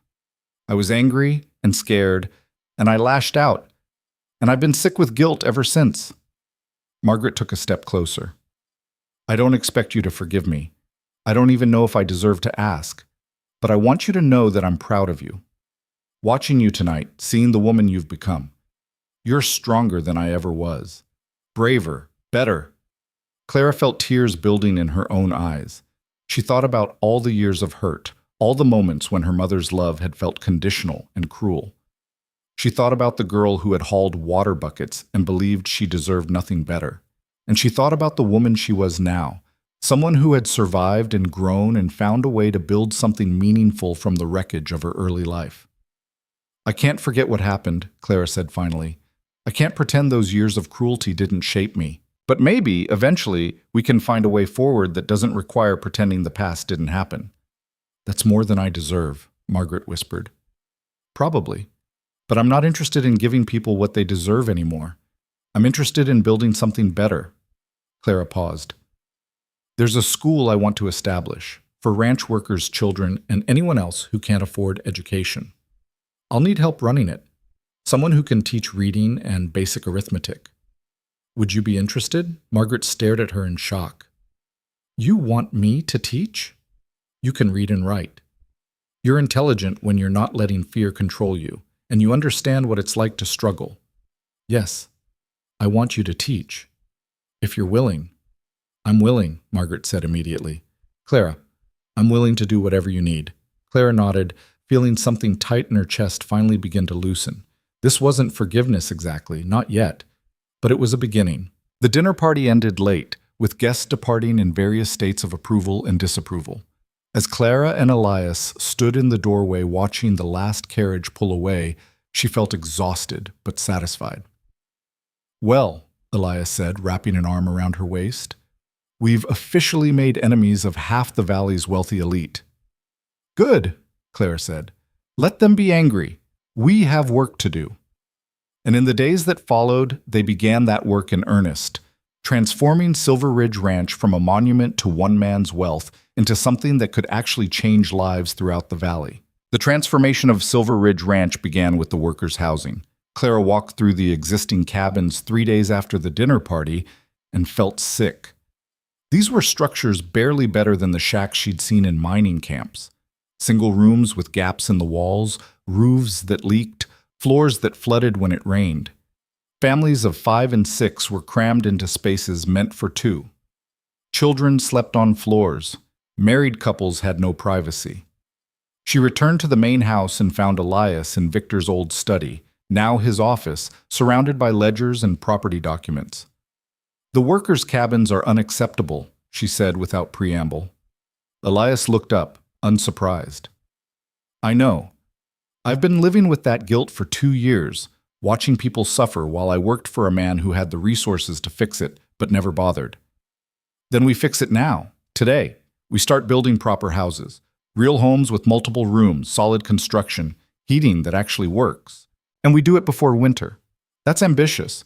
We're talking about housing for 40 families. Then we hire more builders, we buy more materials, we make it happen. Clara sat down across from him. Elias, these people are living the way I lived, the way your mother lived.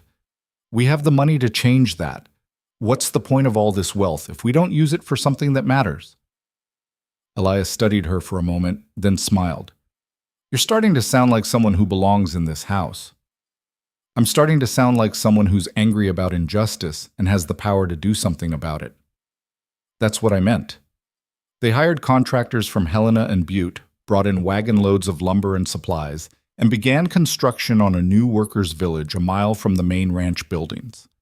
Clara supervised the project personally, working alongside the builders to ensure each house met her standards. She designed simple but dignified homes, 2 bedrooms, a main living area, a proper kitchen, windows that actually closed against the weather. The ranch workers watched the construction with barely concealed disbelief. Several of them approached Clara directly, asking if this was really happening, if they would truly be allowed to live in real houses without paying exorbitant rent. "You work hard," Clara told them. "You deserve to live somewhere decent. That shouldn't be a luxury."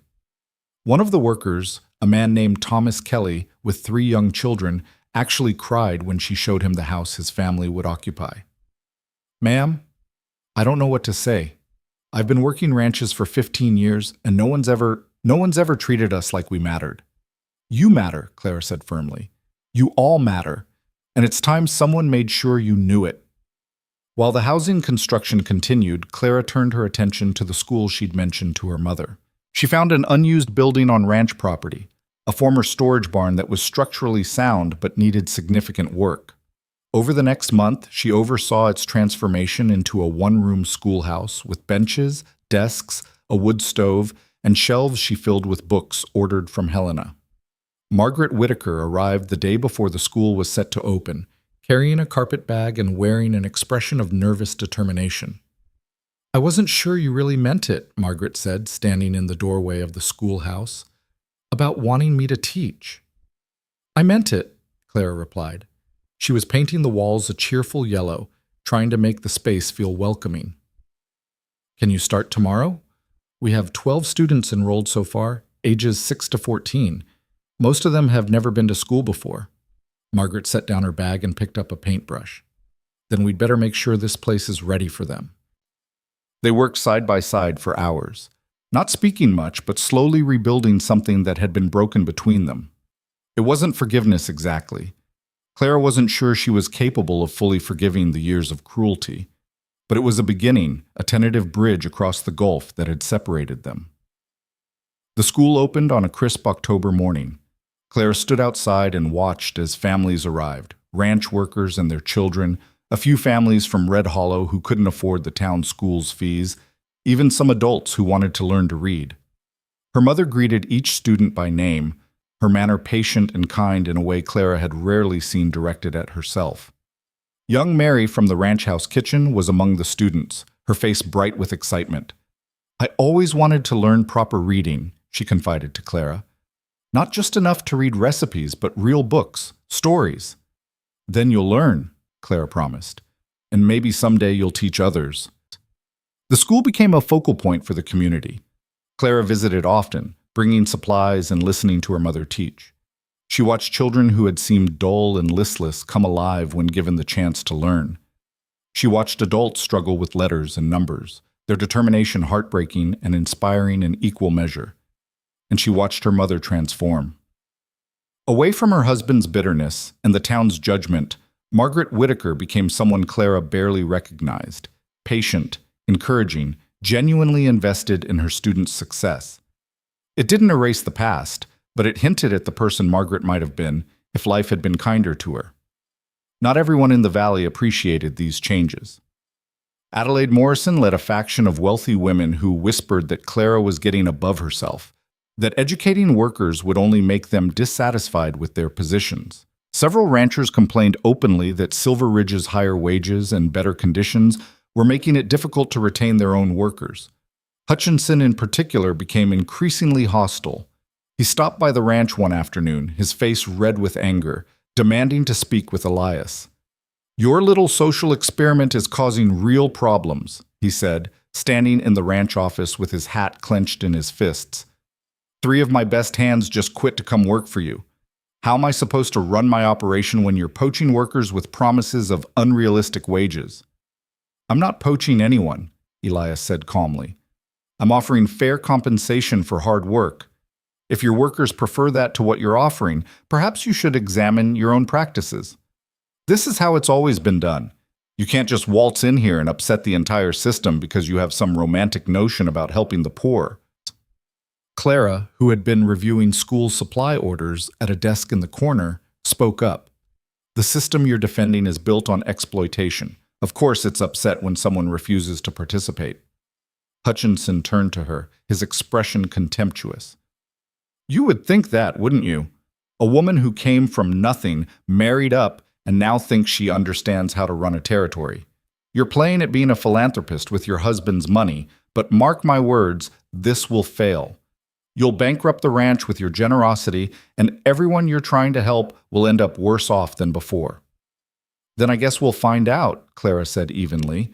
But I'd rather fail trying to do something good than succeed by grinding people into poverty. Hutchinson stormed out, and Elias came to stand beside Clara's desk. You know he's going to cause trouble. Him and the others like him. They'll do everything they can to undermine what we're building here. Let them try, Clara said. We're not backing down. The resistance came in various forms over the following months. Several ranchers banded together to try to manipulate cattle prices, hoping to financially pressure Silver Ridge. Adelaide Morrison organized her social circle to exclude Clara from events and gatherings, attempting to isolate her. Rumors spread through Red Hollow that the ranch was on the verge of financial collapse, that Elias was a poor manager, that Clara was bleeding the estate dry with her charitable projects. But the ranch's accounts told a different story. Despite increased wages and significant investment in infrastructure, Silver Ridge was thriving. Well-paid, well-housed workers were more productive and loyal. The school was producing a new generation of literate workers who could take on more complex responsibilities. The ranch's reputation for fair treatment attracted the best workers from across the territory, allowing them to expand operations in ways Victor had never managed. Clara kept meticulous records of everything: wages paid, houses built, school supplies purchased, ranch income and expenses. When critics accused her of financial recklessness, she could prove with numbers that treating workers well was not just moral, but economically sound. Winter came hard and early that year, with snow piling high across the Montana valleys. Clara watched from the windows of the main house as workers returned each evening to homes that were warm and secure, their children fed and safe, and felt a fierce satisfaction. A year ago, those same families would have been struggling in drafty shacks, burning furniture for heat, wondering if they'd survive until spring. On Christmas Eve, Clara and Elias organized a celebration at the ranch. They invited all the workers and their families, along with students from the school and anyone else in the area who wanted to come. The ranch's great dining hall was filled with food, music, and laughter. Children ran between tables while adults shared stories and songs. Clara's mother played piano, badly, but with enthusiasm, while Sarah Mitchell led a group in carols. Even Jacob had come, bringing news that their father's health was declining. He asked about you, Jacob told Clara quietly. Asked if you were happy. What did you tell him? The truth. That you're happier than I've ever seen you. That you're doing more good in a year than most people do in a lifetime. Jacob paused. He said he was proud of you. I know that's probably too little too late, but I thought you should know. Clara felt a complicated tangle of emotions. Anger at the years of neglect, sadness for time wasted, and a small, reluctant warmth at the idea that her father might finally see her worth. Thank you for telling me.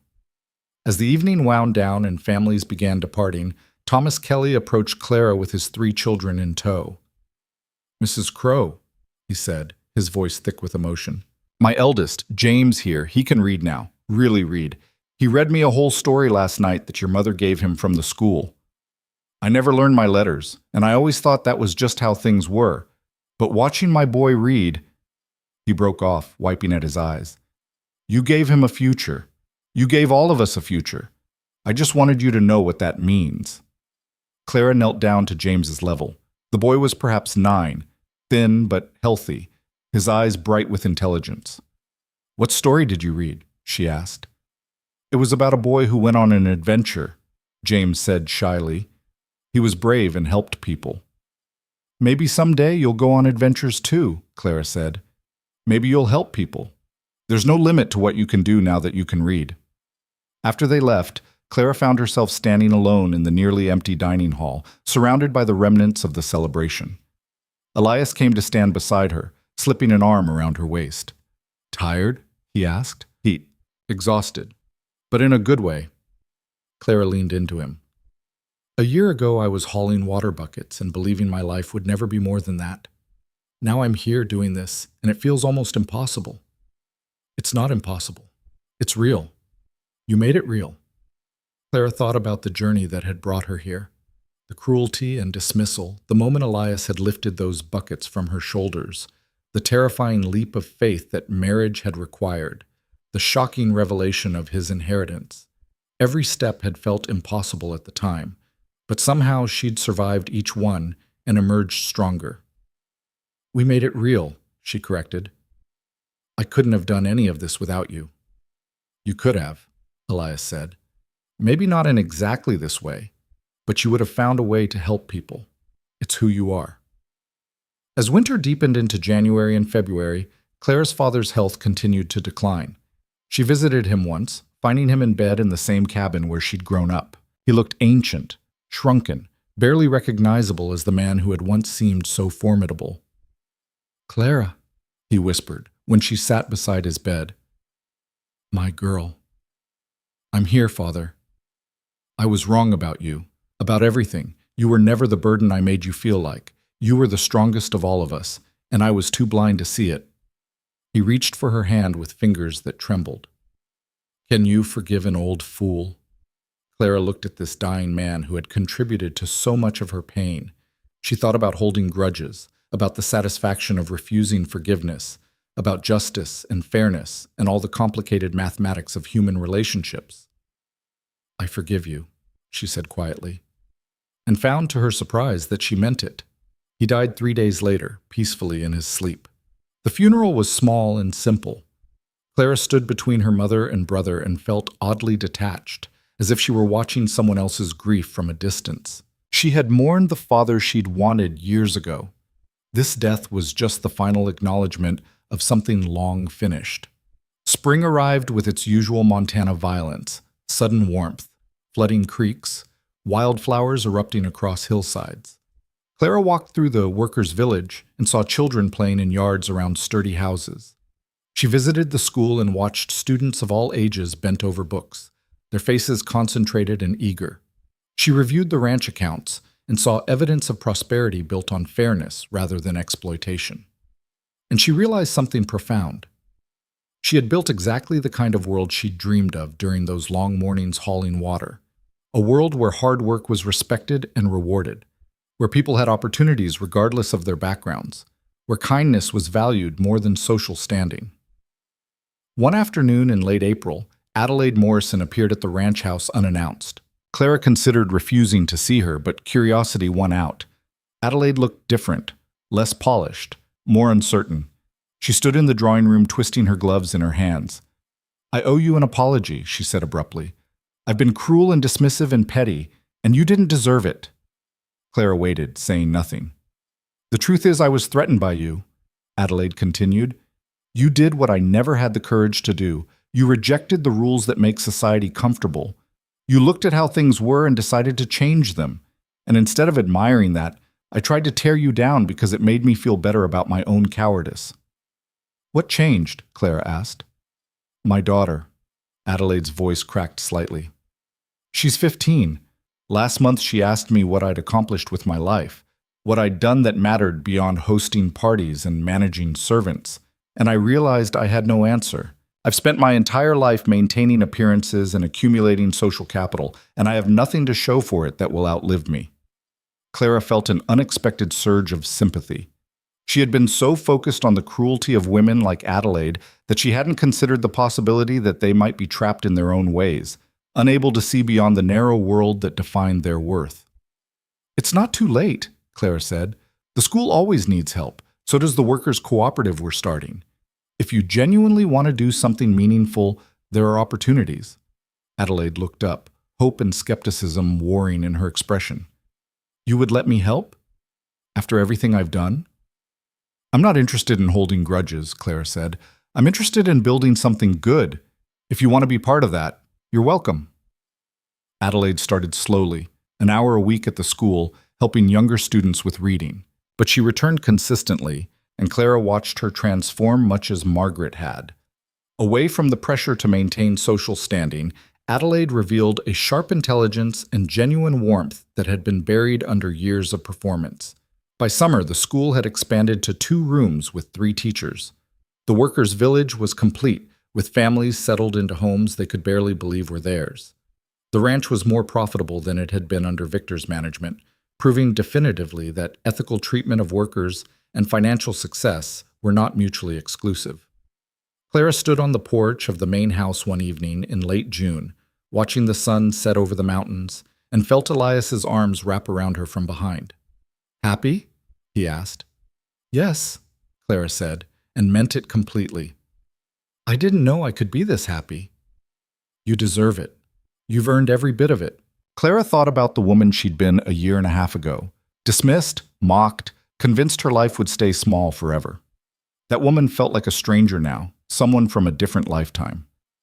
"I was thinking," Elias said carefully, "about expanding our reach beyond the ranch.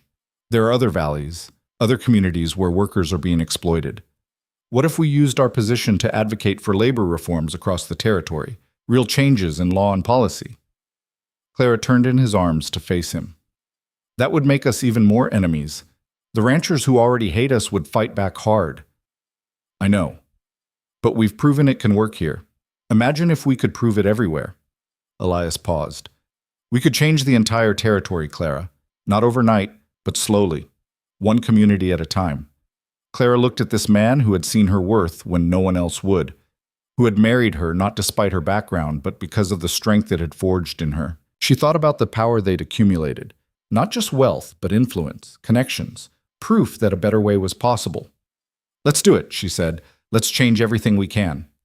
Over the following months, they began reaching out to workers' groups in other areas, sharing what they'd learned at Silver Ridge. Clara wrote articles for newspapers in Helena and Butte, documenting the ranch's success and arguing for labor reforms. Elias met with territorial legislators, pushing for laws that would protect workers' rights and establish minimum standards for wages and working conditions. The resistance was fierce. Powerful ranchers and businessmen fought back, using every tool at their disposal: legal challenges, smear campaigns, economic pressure. But Clara and Elias had something their opponents didn't. They had proof that treating workers well was not just moral, but practical, and they had the moral authority of people who had lived through poverty themselves. Gradually, slowly, things began to change. Other ranches started improving conditions, if only to compete for workers. Territorial laws were passed establishing minimum wages and basic safety standards. The school model Clara had pioneered was copied in other communities. It wasn't a revolution. It was too slow and incomplete for that. But it was progress, real and measurable, built on the foundation that Clara and Elias had laid at Silver Ridge Ranch. 2 years after Victor's death, Clara stood in the completed workers' village and watched children play in a community center they'd just built. Beside her, Margaret taught a reading class to a group of adults who had never had the chance to learn. Adelaide Morrison was organizing a fundraiser for expansion of the school system. Sarah Mitchell had become the village's informal mayor, coordinating between families and ranch management. Thomas Kelly's son, James, now 11, came running up to Clara with a book clutched in his hands. "Mrs. Crow, I finished it, the whole thing." He held up a copy of a novel Clara had ordered from New York, and I understood all of it. "That's wonderful, James. What will you read next?" "Everything," he said with the absolute certainty of childhood. "I'm going to read everything." Clara watched him run off and felt tears prick at her eyes. This boy would have opportunities his father never had. He would make choices based on preference rather than desperation. His life would be larger than the narrow box poverty had tried to trap him in. That evening, Clara and Elias walked through the ranch together, something they did most nights now. They passed the workers' village, the school, the new cooperative store they'd established, the medical clinic they'd built after hiring a young doctor from Helena who believed in affordable health care. "Do you ever think about Red Hollow?" Elias asked. "About how things were before?" "Sometimes," Clara admitted, "but it feels like a different life, like it happened to someone else." "Do you miss anything about it?" Clara considered the question seriously. Did she miss hauling water until her back screamed? Miss being dismissed and mocked? Miss the constant fear that she would die alone and forgotten? "No," she said finally. "I don't miss any of it, but I'm grateful for it." Elias looked at her in surprise. "Grateful? It made me who I am. It taught me what matters and what doesn't.